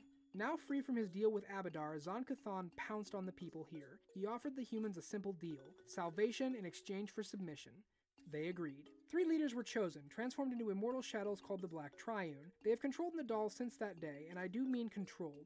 From the top down, Nadal is a system. Everything in the country is designed to spread suffering and misery. The closer to the top you get, the more of that you can pawn off onto the people below you, but that only goes so far. Everyone suffers, and Zon Cthulhu wins. For people that can derive pleasure from pain, you'd think Nadal would be rewarding, and to an extent that's true, but this is not a place with safe practices or aftercare, only more hurt. Would it surprise you to learn that the immortal theocracy doesn't change all that much? Nadal has no reason to change. A nation takes action based on the needs of its people and the desires of its leaders, but Nadal doesn't care about that. The people are fodder, and the leaders are an extension of Zon Cthulhu's will. There are 2 times in history where things have changed. The first is the frankly odd decision to invade the land of the Linor kings in 4100 Absalom Reckoning. I have no idea why they did this, but it ended in defeat for Nadal. The second is much more impactful. In 4305 Absalom Reckoning, Celiacs invaded. The Chelish believed Nadal was a decadent place, unable to defend itself. 30 years of war taught them fear. Eventually the Black Triune would agree to negotiate, becoming vassals to Celiacs. Many think that Zon Cthulhu had some hidden motive for this, but no one capable of getting an answer to that question is stupid enough to ask it. This period is known as the Shadow Break, and for Nadal it was very open and progressive. The need to deal with Chelish outsiders forced the powerful to temper some of their excesses. It was still a horrible place, but the edges had been sanitized. What a great time to live in Nadal! Right until it stopped. Anderin died and the Chelish Civil War started. Nadal offered House Thrune support in exchange for their withdrawal, and House Thrune agreed. Nadal closed like a steel trap. Any moderates still in power quickly purged by the Black Triune. Nadal returned to how it had been since the Age of Darkness. I have a personal theory about why this happened at all. Zon Cthulhu desires suffering and anguish, and to a god, 300 years is nothing. So allowing that small little drop of hope and freedom, it's fine because it just makes the suffering that much worse when it's finally snatched away. Nadal is an excellent antagonist country. It's a horrible place to live, and fighting against that offers a lot of options at any level. Players that want some edge to their backstory might want to look into Nadal. As a game master, there are quite a few hooks here. Nadal is an old country that could easily have preserved secrets from the Age of Darkness. It also presents a very clear antagonist to fight. However, Nadal is tricky. I would advise having a frank discussion with your players before using Nadal as a setting or plot point. The themes and imagery it draws on can be disturbing for some people. The goal of the game is to have fun after all, even when using evil whip and chain shadow monsters. Nirmathas. Sometimes rebellion breeds rebellion. We already discussed most of Nirmathas' history earlier in the Multhun section, so this will be particularly brief. From 4648 to 4655 Absalom Reckoning, Nirmathas fought the Freedom War for independence. Their leader was a half-elf ranger named Irgal Nirmath, whose guerrilla tactics and natural charisma brought the people victory. Irgal was assassinated just before the final battle, but his martyred name lives on in the nation he founded. Nirmathas is only slightly older than Anderin and Galt, and they have a lot in common. The people of Nirmathas do not trust rulers or bureaucracy, being fiercely devoted to their local communities, so it makes sense that there isn't a central government. The closest is someone called the Forest Lord, who is erected every 4 years to manage the country's military. Everything else is handled locally, creating a confusing patchwork of laws that vary wildly by location. Conflict has defined Nirmathas. Multhun is always lurking at the border, ready to pounce on any weakness. There aren't any neighbors to turn to for aid, and it's doubtful the Nirmathi would take it. Their decentralized nature is both a blessing and a curse. Too loose to be pinned down, but so isolated that one bad loss could send them spiraling into destruction. Nirmathas is an interesting place for adventurers. Each settlement's independence means that wandering heroes are a welcome solution, but the opposite can also be true, insular people unwilling to trust outsiders no matter what they bring. Never mind the contradictory laws and regulations you can butt up against. The war with Multhun provides a good antagonist for any game master, though a more political game has some interesting implications. Nirmathas is just a scattered group of towns now, but what if someone took up Irgal's legacy? Could Nirmathas become a real nation, or would that destroy the very thing that makes it Nirmathas at all? Numeria. You know what this planet needs more of? Robot scorpions with laser tails. That's always helpful. During the Age of Darkness, human civilization was limited to small tribes throughout Avestan. The northern land was home to an ethnic group called the Kelids, who lived as hunter-gatherers on the plains of Numeria. It was a hard life, but a simple one. Then one night, the stars fell like rain. Thankfully, this was not a second starstone. It wasn't even a stone at all. What fell on Numeria was a starship. Coming from a far-off civilization, equipment malfunctioning sent the ship into a crash landing. The damage also splintered the ship, scattering sections far and wide. Some were barely big enough to survive impact, while others were the size of cities. The largest section towered over the land like an artificial mountain. Of course, the locals were eager to investigate these stars. The result was about what you'd expect. After all, you're mixing starship technology with people who don't know what a laser turret is and can't read any warning signs. So after an explosion killed most of the tribe's leadership, it was decided that these things were better off buried. Anything too big for that, like the Silver Mount, was simply declared forbidden. And since security robots and unchecked radiation leaks surrounded a lot of these, it wasn't too hard to obey that. The crashed ships heavily affected the surrounding land. Those security robots I mentioned a moment ago didn't come out of the crash in mint condition. Even if they are functioning properly, the local humans aren't registered crew members, so shooting is still the most likely response. And since they are highly advanced robots, their weapons and defenses are almost unstoppable compared to the world around them. The wreckage itself was still dangerous even if no one bothered it. After all, damaged systems leak. Weird fluids and radioactive material seeped out into the surroundings, which produced unpredictable results. The Kelids living in Numeria worked hard to keep outsiders away. Though they were still separate groups, occasionally a strong leader would rise up to become the Black Sovereign. This isn't a hereditary position, but one claimed by merit. There also isn't always a successor. Sometimes when a Black Sovereign dies, there just isn't one for a while. When it comes to the crash sites, the Black Sovereign has final say, and that say is usually no. But in 4308 Absalom Reckoning, a Pathfinder named Gojin the Sharp finally managed to get a yes, convincing the current Black Sovereign Ontar to allow expedition into the Silver Mount. The resulting expedition would spur interest in Numerian artifacts, leading to dire consequences. In 4501 Absalom Reckoning, a woman named Sidra Emeris started recruiting like-minded scholars, creating an organization called the Technic League. Their goal? To study and learn as much as possible about the Silver Mount and its technology. She organized an expedition into the Silver Mount looking for something. What that was, we don't know, because she was assassinated by her second-in-command. That man was Molrak Zir, and he would continue the Technic League's work for his own selfish ends. The League harvested scores of treasures from the Silver Mount, the technology helping them secure massive wealth and power. With that leverage, they seized control of Numeria, becoming the power behind the government. The Black Sovereigns attempted to rein them in, but the League was well equipped to handle them. The current Sovereign, Kivoth Kul, is kept compliant with drugs and trinkets. In addition to the usual fare, he's run addicted to drinking fluids that come from the Silver Mount, which, I mean, that's probably fine. It's just magical space antifreeze, I'm sure there's nothing dangerous in there. So with Kivoth Kul high on definitely normal liquids, the Technic League runs Numeria with an iron fist. They control the flow of Numeria's wondrous technology and relatively abundant sky metals, doing whatever it takes to protect what they see as theirs. Numeria got its sci-fi in your fantasy game. Or maybe you just got your fantasy in their sci-fi, who's to say? The Crash starship harkens back to the classic D&D adventure Expedition to the Barrier Peaks, providing a different sort of dungeon than players might be used to. And the technological rewards add to that, giving something fresh to contrast the typical bows and swords. Not that fantasy is all gone, after all a chainsaw is cool, but a chainsaw that also spits fireballs? 10 out of 10, no notes. For Game Masters, things get trickier. Obviously there are plenty of hooks waiting to explore here, but what if you don't? Some people prefer tradition and can't square the high tech with the game they want to run, and that's the beauty of the Technic League. Their lockdown gives you an easy reason why no one else has this stuff. Numeria is a very unique location, not for everyone, but a huge reward for the people that it's meant to appeal to. It's me, I'm people. Osirian. If you don't think we're in Egypt, you must be standing in denial. So welcome back from that. I'm not sorry, by the way.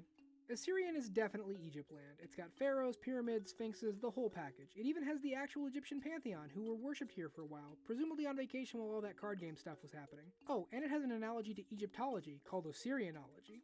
Osirian is one of the oldest human nations in the Inner Sea. Its creation was so important that it marks the start of the Age of Destiny, which we covered in our first history video, go check that out. It was founded by Asgard, the first pharaoh, with the guidance of his patron Nethys. Though Nethys is now a god, he was once a powerful mortal wizard. He guided Asgard, who obeyed him without question. Together they achieved great things, like defeating Ulanat, the spawn of Rovagug that resembled a giant beetle. Around Ulanat's carapace, they built the city of Sothis, the capital of the empire. There, Asgard built the Temple of the All-Seeing Eye to honor Nethys and begin his reign over the first age of Osirian. Asgard started many traditions that the Osirian pharaohs would follow for centuries, including the building of elaborate tombs, as well as losing track of where that tomb is down the line. Osirian experienced cycles of growth and decline depending on the strength of the pharaohs. At times, they controlled all of Gurun's northern coast, as well as the eastern plains, but poor rulers and bad decisions would lose most of it over time. From this old territory, we would get the nations like Nex, Geb, Katapesh, Rahadum, and Thuvia. Prosperity would return when the Second Age of Osirian would begin in negative 1498 Absalom Reckoning. The decline had split the nation apart, and 4 of those fractured dynasties decided to do something about that. They united in a magical pact which linked their fates and fortunes, becoming known as the 4 Pharaohs of Ascension.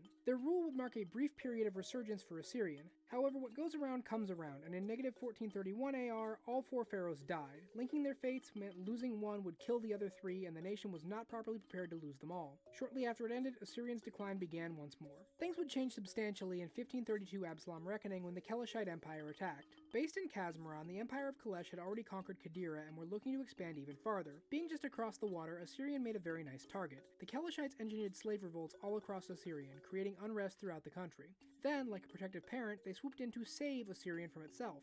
The current pharaoh, Menedis the 26th, bravely fled into the desert, and the new age of Kelishite rule began.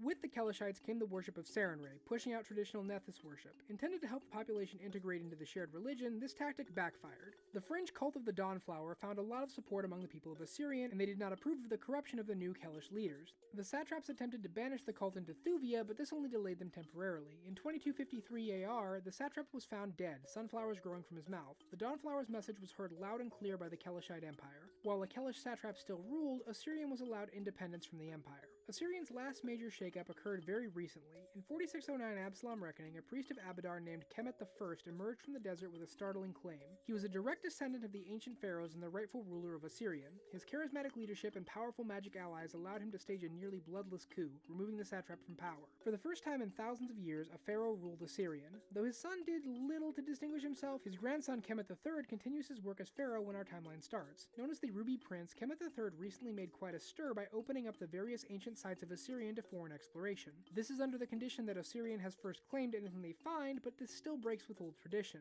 But many are hopeful that his reign can help make the third age of Assyrian a long and prosperous one. Let's be real, the closest thing you're going to get to an actual dungeon is an Egyptian tomb. The stories of blindingly pale Brits digging through the desert for old kings and cursed treasure, well, in some ways that's the prototype for all this stuff, isn't it? Egypt captured the imagination and Assyrian attempts to do the same. For players and game masters, the hooks are pulled from the pages of history, although hopefully with all the racism and mummy eating cut out. That's how you get mummy rot, kids. You don't want mummy rot. Qadira. Oh hey, we were just talking about these guys. An interesting coincidence I've found is how often related nations are close together alphabetically. So Qadira is unique because it's the only place we're covering that's on Kazmaron. As you can see on our map, it's very close to the Avestan border and just across the water from northern Garund. As the westernmost province of the Kelishite Empire, it acts as a connection between the main setting and the wider world. If you want to nitpick, it does mean my intro was slightly inaccurate, but cut me some slack. It's geographically close and historically important, so Qadira gets to join the club. Qadira was a sparsely populated region for much of its history, primarily nomads that ranged the plains, but also genies, a surprising number of them, who often mingled with the mortal population. In negative 78 Absalom Reckoning, the Kelishite Empire rolled into the region, seizing control after a quick 2-year campaign. We don't know a lot about this, but there isn't a record of a big campaign or mass slaughter. It seems more like the Kelishites came in, founded cities, and the nomads just kinda moved around them. This quick conquest made for an interesting contrast to the rest of Qadira's history, which is entangled in conflict with Taldor. Qadira and Taldor first went to war in negative 4 Absalom Reckoning. The conflict started over lines on a map. See, Taldor said the border was in one place, while Qadira said it was in another. Now, seeing this confusion, the two nations sat down and rationally began killing each other. The border's current position is where things have settled, the Jare River acting as a natural barrier between the two forces. Now, this hasn't been an active war the entire time. Qadira was willing to be patient, waiting for a position of weakness from Taldor. In the meantime, if your army isn't doing anything, why not engage in Second War? In 1532 AR, Qadira sent agents into Assyrian to soften it up for invasion.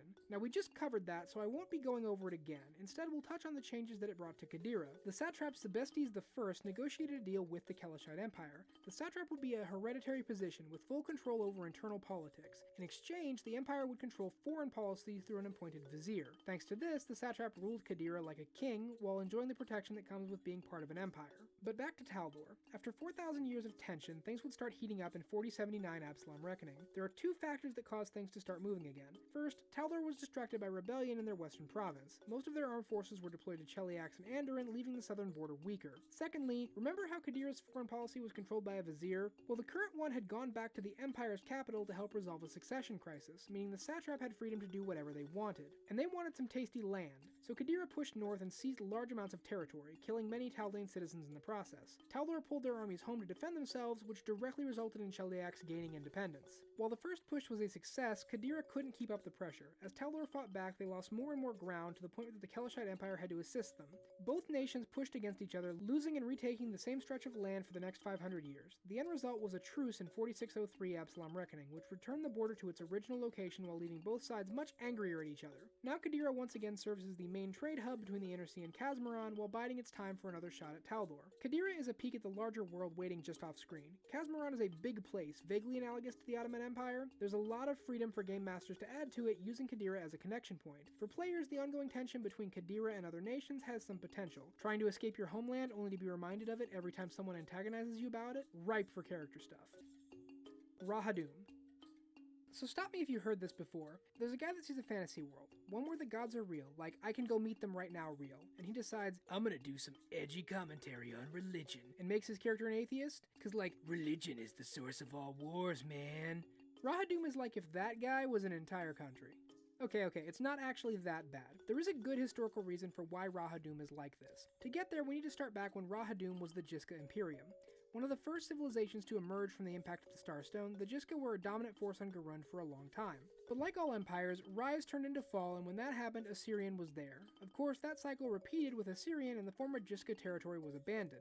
With Assyrian gone, the region fell under control of scattered city-states. These cities embraced the worship of two particular deities, Nethys the god of magic, and Norgorber the god of secrets and murder. The Red Mantis assassin headquarters were also located here, but they lacked the same political power as the other two. Now, when Qadira took over Assyrian, the worship of Sarenrae spread across northern Garund. When it came to Rahadum, it clashed violently with the other two major religions. This three-way conflict began in 2498 Absalom Reckoning and would be known as the Oath Wars. The fighting would be long and bloody, causing massive damage and ripping people's lives apart. In 2555 AR, the city-state of Azir had had enough. It would no longer let mortal lives be pawns in a proxy war of immortals. Every temple in the city was burned and every cleric banished. All worship of all gods was outlawed. In their place, Rahadum developed a philosophy called the Laws of Morality, which spread quickly through a population tired of war. In 2560 AR, the Oath Wars ended and Rahadum emerged as a nation of atheists, all worship outlawed within its borders. Now that's really it for Rahadum's history. The Laws of Morality still govern them and all worship is banned into the modern day. But you might ask, can they really be atheists? As we've said, the gods obviously exist, so in literal terms, no, they can't. But we all know that's a cop-out. It isn't their existence being denied, it's their authority. Sure, gods are powerful beings with access to fantastic magic, able to grant their followers' desires. But so can a dragon, or a genie, or even a mortal wizard. Hell, not even a wizard, someone with a sword can get angry enough to double in size and light themselves on fire, no gods involved. None of their power means they should get to do whatever they want. Now the next question is, okay, so why not just restrict worship the gods that aren't just jerks toying with mortals, the ones who want to do the right thing?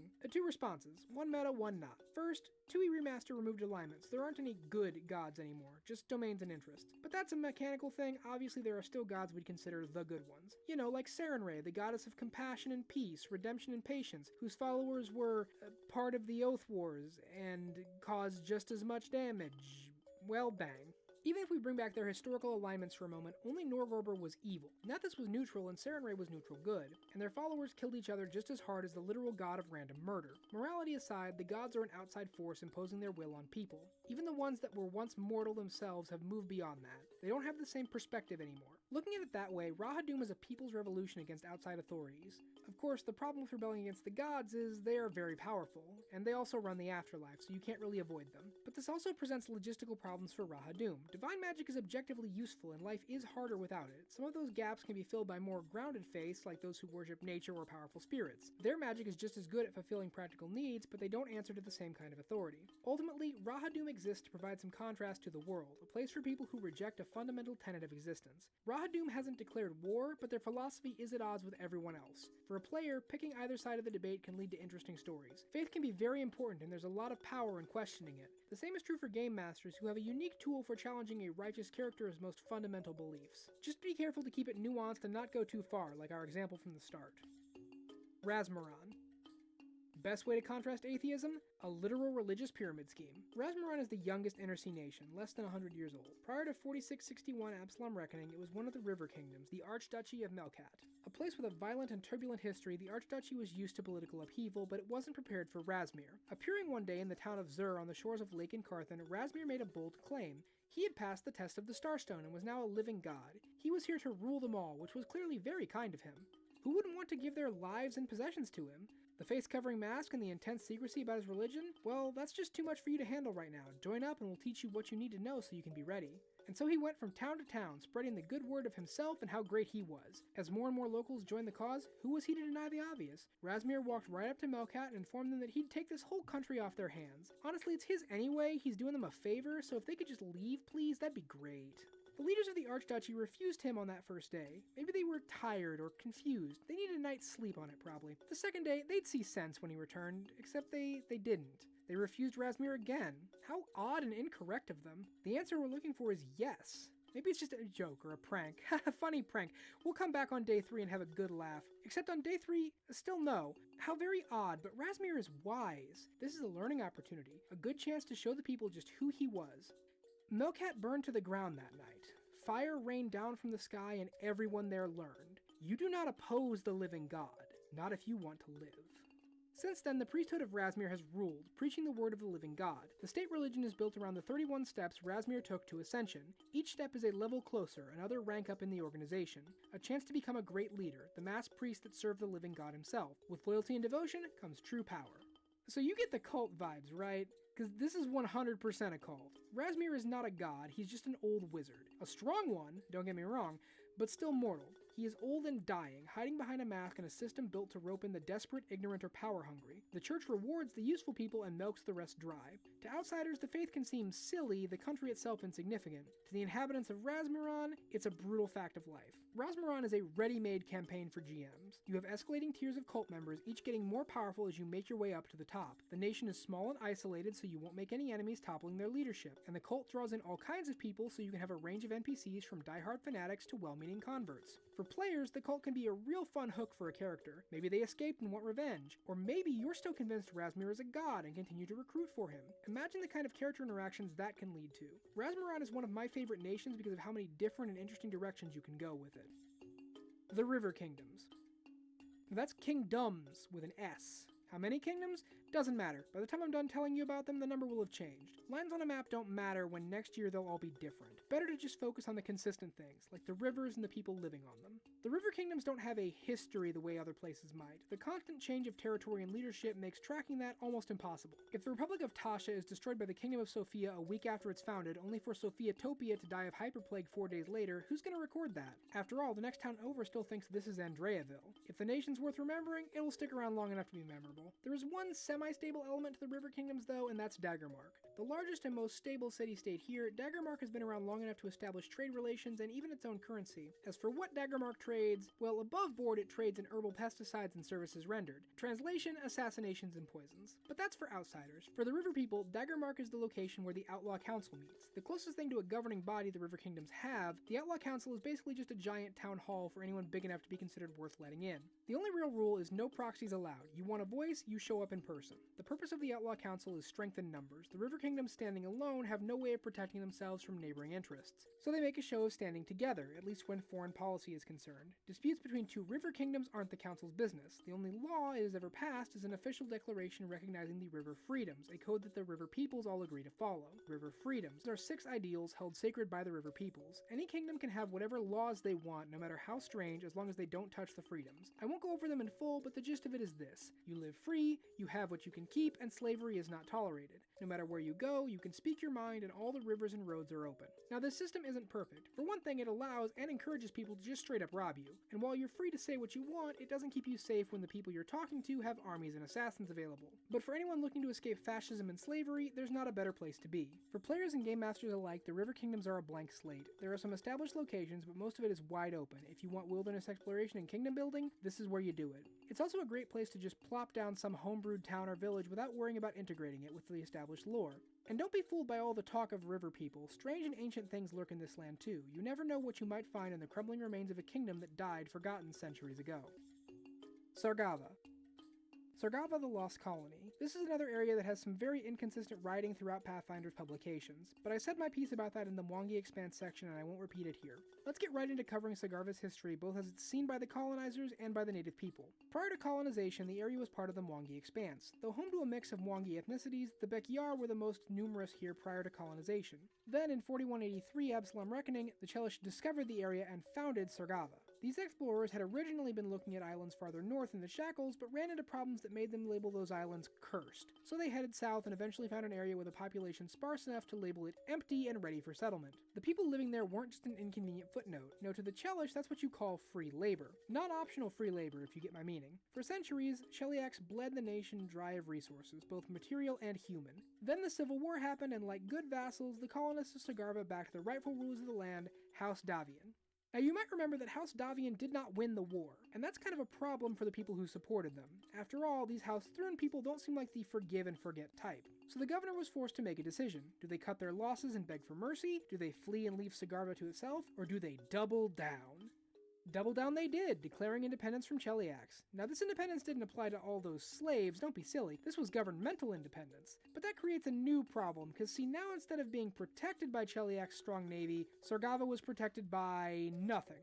And so the pirates next door came knocking and they got an interesting offer out of that. How about instead of robbing us, we pay you to keep Celiacs off our backs? The free captains are smart enough to see easy money and take the deal, sinking the fleet sent to retake the colony. The government continues to pay the pirates to this day, saying that no price is too high for independence. Criminal lack of self-awareness aside, Sargava is struggling. Resources have long been drained, there's nowhere nearby to expand to, and the coffers are empty. It's a place ripe for revolution, and doing so can make for a great campaign. Players can have all sorts of reasons to take down the local government, while game masters have a ready source of antagonists, land and sea varieties alike. Just be mindful that this situation can be a bit of a cultural minefield if it's not handled properly. The Shackles. Yar har fiddle-dee-dee. You want pirates? We got pirates. The Shackles is all about pirates, at least it is now. During the Age of Legends, the area we now call the Shackles was an island archipelago off the coast of Garund, part of the Cyclops Empire of Golgan. Earthfall broke that empire, sending it into cannibalism and depravity. All that remains are the cursed ruins that litter the islands, haunted by shades of the past. This keeps the hundreds of islands empty of permanent settlement and makes them a perfect place to hide. Trade along the coast meant there was always something for an enterprising buccaneer to take a stab at, and with all those islands to use as bases, the Shackles became an easy place for people with plunder to set up shop. As more pirates gathered, they formed a proper community for themselves around the city of Port Peril. When Celiacs founded Sargava, it initially just meant more targets for raiding, but Aroden's death changed everything. Not just the Chelish Civil War this time, but also the Eye of Abendigo. Just north of the Shackles, in a natural gulf on the western coast, a gigantic hurricane appeared. This storm is clearly supernatural since it doesn't move, only rotates. The nearby coast was battered and destroyed by floods. Sailing through is impossible, while sailing around is almost as bad. These changes pushed the free captains of the Shackles to consider cooperation on a bigger scale. In 4674 Absalom Reckoning, they formed the Pirate Council and elected the first Hurricane King. Since then, they have kept a semblance of order while the Hurricane King or Queen acts as their leader. The position is technically elected, but in practice it goes to the strongest pirate fleet. The current Hurricane King, Kurdak Bonefist, has held power for over 30 years and seemingly not aged a day. The Shackles owes most of its wealth to raiding, but some of it comes from Sargava's protection money. Defending the colony shows just how powerful the free captains can be when united for a common cause. Both Celiacs and Rahadum would love to be rid of them with how much piracy disrupts their shipping, but they just can't crack that nut. The pirates' abilities to better navigate around the Eye of Abendigo have allowed them to sink any fleet sent against them, but it does keep a lot of trade out of the region as well as isolate the pirates from the wider world. For now, things are fine, but that balance could shift at any moment. The Shackles are obvious. They're where you go for a high-seas pirate adventure. Whether you want to join them or fight them, this is where it's at. There really isn't much more to it than that, and that's fine, because sometimes a player or GM doesn't need much, just an excuse to fire cannons, shout me hearties, and swing from a sail line. The Soddenlands. So remember that big hurricane we just talked about? The one just off the coast? Well, this is the coast that it's off of.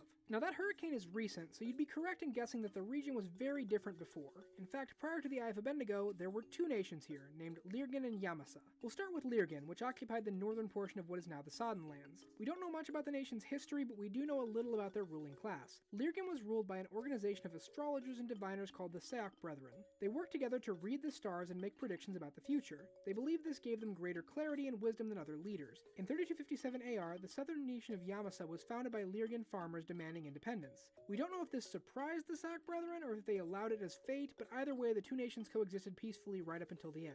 Oh, and in 4600 AR they launched a spaceship. Yeah, you heard that right. In the recent past, an elven astronomer named Gelviel received a vision, which he believed to be a message from the goddess Desna. The vision told him how to build the ship, which relied heavily on magic to function. Named Lirgan's Glory, the ship was supposed to be a huge step forward, representing the nation's bright future. Oh boy, I sure do hope nothing happens in the next 6 years to completely upend that. Anyway, 6 years later, Aroden died and the Eye of Abendigo formed. What happened to the spaceship is a story for another time. For now, we're zooming back down to find out how everyone else is handling things. Not well, as it turns out. The native Lyrgini fled from the floods that the Eye brought to their shores, while the Celiac brethren scrambled to cope. Nothing like the unpredicted severing of prophecy to mess with your divination-based government. After the appearance of the storm, the order turned to the one member who had predicted this, Meyi Panaho, or Meyi Pahano, sources differ. Previously dismissed, she was immediately made their leader. The brethren evacuated the remainder of the population before ritually ending their own lives, only the lowest ranking of their members surviving. Their descendants now attempt to rebuild their ranks and make a home for themselves wherever it can be found. The southern nation of Yamasa didn't fare much better. Following their independence, the nation was ruled by a caste system. At the top was the Kabuto, who controlled the nation's thriving trade up and down the coast. Completely unprepared for the storm, the first waves were a disaster, killing many and destroying the coastline. But for reasons unknown, most of the population decided to stay instead of fleeing. Those that did leave either fled into the jungles or sailed to foreign ports, where they exist as a diaspora to this day. The modern Sodden lands are largely empty of humans. Some of the people from Yamasa appear to have survived, having been spotted by outsiders moving through their former nation, but there's been little to no contact. The Yamasans that fled into the jungle were absorbed by the nearby Matangi orcs, while the ones that fled elsewhere have largely made their home in Absalom. The Lyrgeni have remained in the vicinity of their former home, attempting to find a new place to settle. The Sodden lands are now largely home to amphibians and aquatic creatures capable of surviving in the storm-racked coastal areas. For players and GMs, it's a great place to base a more aquatic campaign. You have a lot of destroyed cities to use as set pieces, and the new inhabitants can present unique challenges to players used to dry land. It also serves as a good jumping off point to explore the Eye of Abednego and find out just what is powering this ever-churning storm. Whichever you choose, prepare to get wet. The Steaming Sea.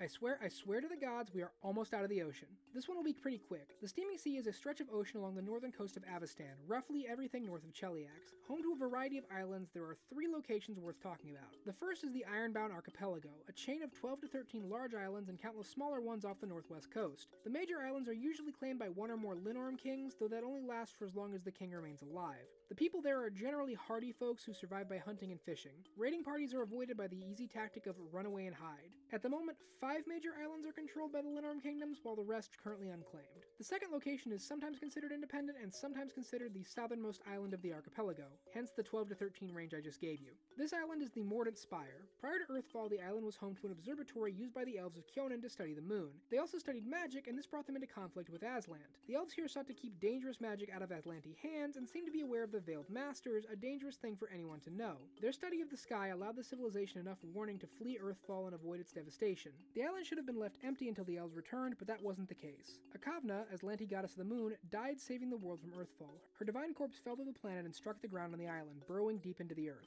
As her soul ascended upwards, it formed a twisting vine-like tower from which the Mordant Spire draws its name. When the elves returned and discovered the spire, many of them started to hear whispers from Akavna, some also getting strange visions. At the urge of the whispers, the elves resettled the island and began to view themselves as the rightful heirs to Aslant. Today, they patrol the island, keeping outsiders away from any Aslanti ruins. They are now completely separate from their mainland brethren, wearing strange masks and living entirely isolated. Whatever might be going on in the Mordant Spire, they are willing to kill to keep it secret. The last island is Hermea, which is a good deal farther south than the rest. Hermea was uninhabited for much of its history, anyone living there previously having died out or left. This changed in 4552 Absalom Reckoning when the invitations started being sent out. These invitations were from a powerful patron named Menkair, an ancient golden dragon. He invited the best and brightest of mortals to come and dwell on his island, where he would build a utopia. All they had to do was use their talents for the betterment of the island and the world as a whole, and also obey Menkair's decisions without question. They would work on projects he wanted, do things the way he wanted, and live their lives the way he determined was best, up to and including who they would marry and have children with.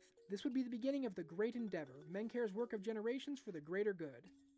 So yeah, he was doing just an itty-bitty bit of eugenics. Now, of course, you can argue that it's no worse than an arranged marriage, and some might even say it's more lenient. Menkair is willing to listen to opposing arguments and take his subjects' happiness into account. But he still has final say, and one of his goals is specifically breeding a finer stock of mortal. Hermea is a very closed and regulated place, with citizenship by invitation only. Once you join, you can't leave the society. You can physically leave the island on errands and missions with Menkair's blessing, though. Menkair himself is also a bit of a sore subject. Though he claims to care about mortals, he clearly holds himself above them. As an ancient powerful dragon, he has a clear advantage in most negotiations. After all, when one party has teeth the size of the other, it's hard not to feel intimidated. Hermea so far has remained peaceful under Menkair, but who is to say it will remain that way? There is tension brewing underneath the surface, just ready to make its way out. The Steaming Sea is kind of a roundup region, grouping together scattered islands for the purpose purpose of an easy category. Hermea is the most ripe for adventure, offering an interesting twist on the dragon controlling a kingdom. Players may need to infiltrate the island, or may get an invitation after the end of a long campaign. Or they could have been raised there, isolated until their first steps out into the world. The Mordant Spire offers mystery and intrigue, but the limited size makes it more suited to a stopover or side mission. Lastly, the archipelago gives hundreds of small fishing villages to use as a good backstory town or starting location. Taldor. We've talked about Taldor a lot already. Most of the major powers are connected to it either as former colonies or political enemies, but now it's time to look at Taldor and see where it all began. Taldor is what you'd get if the Roman Empire and the British Empire were one place. And I mean literally, not like how they mingled historically. It has the mythical founding and senate trappings of Rome, but with a distinctly British monarchical structure and feudal lord system. We'll start with the more mythical founding, which draws a lot from the tale of Romulus and Remus. Taldor begins with Taldaris, a young boy raised by wild lions on the plains near the city of Opara. He accomplished many powerful feats even as a child, such as beheading a cockatrice with his bare hands. He was adopted by a couple from the nearby city who taught him his martial skill as well as how to talk real good. He quickly rose to prominence, winning over anyone who spoke to him. The childless Grand Prince of Opara was so taken by the boy that he named Taldaris his heir. When the Grand Prince died shortly after in -1295 Absalom Reckoning, Taldaris took charge of Opara and set about building his kingdom. In a quick and efficient 12-year campaign, he expanded his authority over the coast, creating the principalities of Taldaris. During this time, he fought and killed a legendary lion creature called the Grogasant. Standing 13 feet tall and possessing 6 eyes, the mythical beast was believed immortal, but Taldaris was able to kill it. In the centuries since, it is said the creature reappears to test true heroes of Taldor, killing any who fail to live up to expectation. After his campaign, Taldaris declared himself emperor, and the principalities were formally unified into the nation of Taldor. Taldaris would reign for the rest of his life, which lasted quite a while. He died in -1144 Absalom Reckoning, not from old age like a boring loser, but from fighting and killing a dragon. He lived 3 days with his wounds, and the current crown of Taldor is said to be forged from the gold he pulled from the dragon's gullet. It isn't all downhill from here, but it's a pretty steady slide. Taldor would suffer a huge disaster in -632 AR when the Tarrasque rampaged across the countryside. The city of Opara was completely destroyed, and the scars in the land still remain if you know where to look. The southern border came under threat from Qadira in -43 AR, which we covered in that nation's section. So now we'll skip on ahead to Taldor's golden age of expansion, beginning in 37 Absalom Reckoning. A massive force called the Army of Exploration set out from the capital. They traveled north along the river, claiming territory the entire way. Records say they made it as far north as the river kingdoms before ending their march. A second army would set out in 499 AR, pushing further north around Lake Encarthen and into the hold of Belkzen. The third army is considered the most successful, claiming territory all along the coast of the Inner Sea to the edges of the Arcadian Ocean. It founded the city of Corentin in 1520 AR, which still stands to this day in Celiacs. It guards the Arch of Arodin, which separates the Inner Sea from the Arcadian Ocean. It was just after this that Taldor secured a full peace agreement with Qadira. Called the Urian Peace, this would pave the way for the Fourth Army of Exploration in 1683 Absalom Reckoning. Though it didn't gain as much territory, it did secure the area that would become Anderin in 1704 AR with all its rich lumber reserves.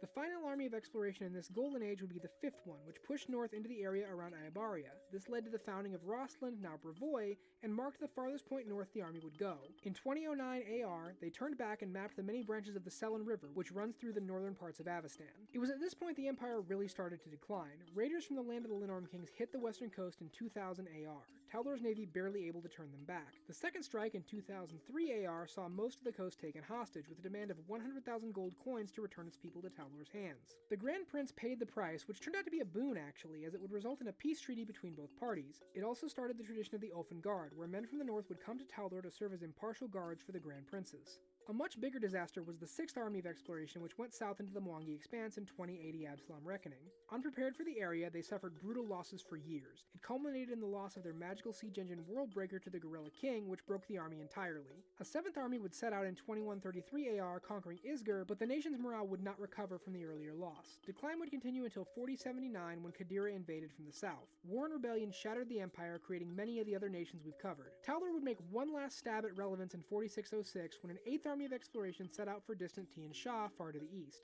Their fate we will cover some other time, but it was entirely overshadowed by Arodin's death. Modern Taldor is a shell, ruled by Grand Prince Stavian III, considered a weak ruler by his people. The death of his son has caused his daughter to campaign in the Senate for change. She argues it's time for an end to allowing the crown to only pass to male heirs, which has driven a wedge between her and her father. While Taldor's upper class considers themselves still highly important, the rest of the world has left them behind.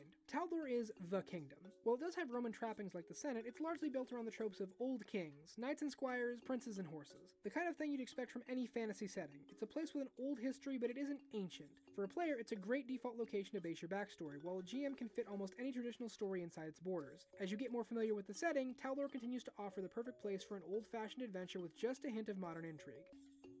Thuvia. Who wants to live forever? For the right price, you can. Thuvia is a desert nation situated between Osirian and Rahadum. It was, for most of its life, an unremarkable stretch of desert. Home to scattered nomad tribes, in 3250 Absalom Reckoning it united to form the Tekratanan League. The League would ally with Osirian in negative 2764 AR to defeat the Jiska Imperium, only to be betrayed by them in negative 1452 AR. Conquered by Osirian, the region would be renamed Thuvia until Osirian's decline in negative 841 AR left the region abandoned. It defaulted back to a loose collection of self-governing city-states with no one outside paying them much attention. That would change in 1140 AR when immortality was on the line. Artokus Kirin, an alchemist living in the city-state of Marab, discovered the Sun Orchid elixir, created using an intense alchemical process from a flower called the Sun Orchid, which only grows in remote locations of Thuvia's desert. The elixir has an incredible property. Whoever drinks it immediately reverts to an age of their choosing. Any damage they've suffered, physical or mental, mundane or supernatural, is instantly healed. They retain all their memories and resume aging as normal, starting from where they are. There are no known side effects, and the elixir can be taken multiple times. It doesn't prevent the user from dying of old age if they reach their life's natural end again, but so long as you have some, you can keep reverting. Can you think of how many people would kill for that? An immortality cure-all with no downsides. Anti-magic doesn't turn it off, you don't need to hide a cursed painting, no slow loss of humanity or unholy hunger. You just drink this thing and you're young. And it's made with flowers, not a trace of immoral ingredients like orphan tears or baby hearts. Everyone descended on Marab, eager to get their hands on it. Desperate to survive, Marab made a deal with their neighbors. Protect us so that we can make this miracle and we'll share the wealth that it brings. Helping this decision was an unnamed priestess of Pharasma, the goddess of death. She brought up the compelling point that her goddess might not like the no-dying juice. So the leaders of these cities came to a decision. Unite into a nation, called Thuvia, and build themselves around protecting and selling this elixir. To prevent retribution, no one in Thuvia would drink it save its creator. Every year, 6 vials would be auctioned blindly, the 6 top bidders getting a vial, everyone else simply forfeiting their bid. The wealth from this would be distributed to the people of Thuvia via their government, as compensation for never being allowed access to immortality. Artokus still brews the elixir to this day, though no one has seen him in centuries. Thuvia has an easy plot hook. It produces a miracle cure for aging that every power-hungry ruler and aging despot wants. Anyone with coin to burn can be immortal if they can afford it. And there's the hook. Making money, desperate robberies, even hunting down the elusive sun orchids yourself to try and recreate the formula. Every one of these could make for a fun campaign. Player backstories in Thuvia can also revolve around the elixir's creation. Maybe they hate how unfair it is that they can't have it. Maybe they think no one should have it. Thuvia might have only one famous thing to its name, but it's a thing truly worth fighting for. Ustalav. Alright, we've been too normal. It's time to get spooky. Ustalav is Transylvania. Not the historical location, but the modern idea. The place where every gothic horror and spooky monster lives. Werewolves, vampires, stitched to their corpses named after doctors, you name it, they've got it. It didn't used to be this way. Founded in 2361 Absalom Reckoning by Varisians, the country would be unified and named after Sovidia Ustav. His descendants ruled for generations, dividing the country into various principalities. Each owed allegiance to the central government, which kept political tensions low and allowed the country to thrive. But there's that old saying, life can be a real lich sometimes. Hopping back, in 837 AR, Tarbafon was born in Ustalav. It wasn't called that at the time, but we don't know what its real name was. What we do know is that in 861 AR, he conquered an island in the middle of Lake Carthan, now called the Isle of Terror. Already an accomplished necromancer, Tarbafon would augment his power further by infiltrating a location called the Cenotaph. This is where the ancient Thessalonian necromancer Zutha was interred, and it held great power. Tarbafon drained the place dry, becoming the greatest living necromancer in the world. That done, he went on to the next natural step in this situation, taking over the world. Tarbafon raised mass undead legions and recruited hordes of orcs to his side. His meteoric rise attracted the attention of the god Anderin, who Tarbafon had a personal hatred for. He attempted to lure the last Aslanti into a trap on the Isle of Terror, but Anderin was not fooled, killing Tarbafon for his hubris in challenging a god. All according to plan. Tarbafon wanted Anderin to kill him. Becoming a lich is a unique personal process. The more you put into it, the more you get out. And allowing his death to come at the hands of a god prepared Tarbafon for much greater power later on. He instructed his servants to bury him in Ustalav and then to wait. In 3203 AR, the wait was over. Tarbafon rose as a lich and seized control of Ustalav. He resumed his plans immediately, raising the dead and recruiting hordes of orcs to his side. For 600 years, Ustalav would suffer under him, becoming a cursed place. The Shining Crusade we covered in Last Wall, so I won't repeat things here. In 3827 AR, Tarbafon was sealed and Ustalav Ustalav was free of him, but the scars remained, large swaths of land too poisoned to inhabit. The people were scarred as well, leaderless after centuries. Ustav's line had died out during Tarbafan's rule, and any remaining nobles were only loosely connected to him. A new prince was crowned in 3834 AR, but no one was really happy about it. Weak rulers and infighting slowed the recovery process, and Ustalav has limped along as a shadow of what it once was. Their neighbors weren't helping matters much. The orc tribes of Belkson could tell that Ustalav was weak and therefore an easy target. They raided the borders for centuries, nearly overwhelming the county of Tamaravenna several times. In 4043 AR, the current Lord Count Handachi turned to a higher power. He prayed to Zon-Kathan for salvation. Remember Zon-Kathan from Nadal? I'm sure this will work out well. And sure enough it did. Salvation came in the form of a man named Kazavan. He rallied an army and pushed back the orcs from the border. Huzzah! And then he didn't return. Instead, he built a castle, started making plans of his own, recruiting the very orcs he had just defeated in combat. In a shocking twist, Kazavan wasn't any normal man. He was a dragon wearing a man's skin, a champion of Zon-Kathan and a ruthless warlord. When Count Handachi attempted to correct his mistake, Kazavan killed him. It would take a hero from Lastwall to put the dragon down and clean up Handachi's mess. Ustalav has never truly recovered. It's a traumatized place holding dark secrets. No one is more aware that Tarbafan still exists than these people who fear his return. For a player, it's a fantastic place for a monster hunter backstory. Van Helsing and Trevor Belmont would love this place. For game masters, it's the perfect location for gothic horror. Any ghost and ghoul you want will fit in well, the haunted forest of Ustalav ready to shelter them in deep shadows. Varesia. Now here's a place with history. A deeply rooted history that threatens to return to the present. Varesia was once home to the Empire of Thassalon, a country founded by an exiled Aslanti wizard. Known for a decadent and sinful ruling class, Thassalon achieved great things in its heights. Ruled by powerful wizards called Rune Lords, the nation's full history will be covered in another video. For now, just know that they didn't survive Earthfall, and the Varesia of today is dotted with their ruins. After Thassalon collapsed, the native humans splintered into two groups, the more settled Shoanti and the more nomadic Varesians. The Shoanti would settle the highlands and mountains, while the Varesians would move to the lowlands by the coast. For a while after, Varesia would be left alone. It was too far for southern nations to conquer and too poor for the northern neighbors to raid. Thassalon also had a penchant for keeping monster slaves whose descendants roamed the wilderness. The only real city was Kermaga, a small city situated on a strange hexagonal rock base. Home to misfits, outcasts, and strange creatures, Kermaga was too isolated for anyone but the natives to go to, and the natives knew better. Now let's just spin the wheel of colonizers, and it's Celiacs in 4405 AR. After pushing the Shoanti out of the region, Celiacs established Corvosa in 4407 Absalom Reckoning. The city grew quickly as Chelish settlers flocked to the area. Smaller villages were settled, farmlands were plowed, and roads were paved. Varesia wasn't a nation, but it had enough presence to be worth looking into. Pirates looking to exploit the region founded the city of Riddleport, built around an ancient Thessalonian artifact. In 4584 AR, Corvosians disillusioned with their leadership left to found Magnamar, also built around old Thessalonian ruins. They would experience a population boom in 4608 AR when the Chelish Civil War spurred many to seek out a new life on the frontier. This new population brought with them an interest in the past. Now explorers are starting to poke around Thessalonian monuments looking for treasures of a lost age. In doing so, they've started to disturb things better left buried. Old powers who've slept the eons away and who are now waking up. Varesia isn't going to be a sleepy backwater for long. Varesia is a frontier, a place where there is some civilization but just as much unexplored wilderness. Ancient ruins dot the land and could be buried anywhere. You never know whose basement might accidentally open up to a Thessalonian tomb or whose backyard might contain a buried magic weapon. It's a great starting point for players who want a small town base and space to roam. Game masters can have a lot of fun placing weird monuments all around, and the Thessalonians' old monsters still roam the backwoods. We'll be back to Varesia soon because it's where our first story takes place, but rest assured the land has a lot of secrets still remaining. The Worldwound.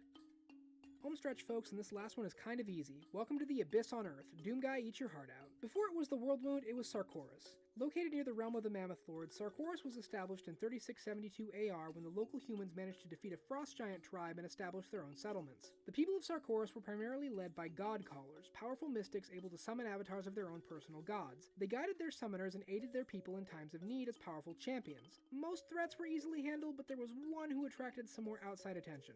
Discari is a powerful demon lord with his eyes set on Galarian. His cult had their base in Sarkoris and worked hard establishing Discari's power. This attracted the attention of Aerodin, who considered Discari a personal nemesis. In 4433 AR, Aerodin made his last personal appearance in the material universe, driving Discari's cult out of the land. This would prove darkly ironic nearly 200 years later. Before Aerodin's death, there were rumors that Discari was returning, preparing something in Sarkoris. No one could be prepared for what that was. The same day Aerodin died, Discari's faithful enacted a ritual, opening a giant screaming hole into the abyss. Demons poured out like an unholy tidal wave, destroying Sarkoris. What happened next we covered in Mendev, so those details are light. It's in 4645 AR, when the Second Mendevian Crusade erected the Ward Stones to lock the demons in, that Sarkoris was truly lost. That nation was dead. This was now the Worldwound. The Crusades had strong support at first, but that quickly waned, especially when the wardstones locking the demons in seemed to solve the problem for the rest of the world. Fighting demons is tricky, but the Worldwound makes it even worse. The average demon is stronger and tougher than most people, and even the lowest demons have some unholy tricks up their sleeve. Worse, the Abyss is infinite, meaning the demons have waves of reinforcements ready at any moment. They don't need the same food or water or sleep that a human does, and their strongest champions might as well be gods compared to most soldiers. The demons are contained for now, but that can't hold forever. It would take a miracle to get through them and another one to put a stop to all this, if that's even possible.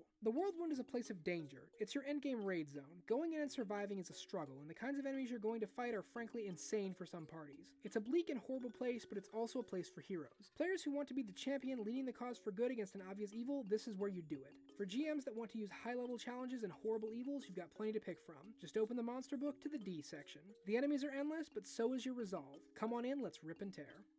Wow, that was quick, huh? Thank you all for watching this incredibly long video. I know it seems like I'm joking when I say this was a brief look at the world of Galarian, but it really was. I could easily double every section with more details. Plus, there are whole continents I haven't talked about yet. Tian Sha, Arcadia, Kazmaran, the remains of Aslant, the 2/3 of Garund we haven't talked about. But this is going to be enough to get you to start exploring. You've seen the map, now you can get to filling it in. And remember, this is Galarian as it was in 4707 Absalom Reckoning, the real-world equivalent of 2007. We have decades of development to go over and so much change, believe me. But I have talked for long enough today. Thank you again so much for watching. I'll see you next time for something shorter, probably. If you want to support me, there are links in the description for how to do that. Thank you, Pathfinders, and until next time, explore, report, and cooperate.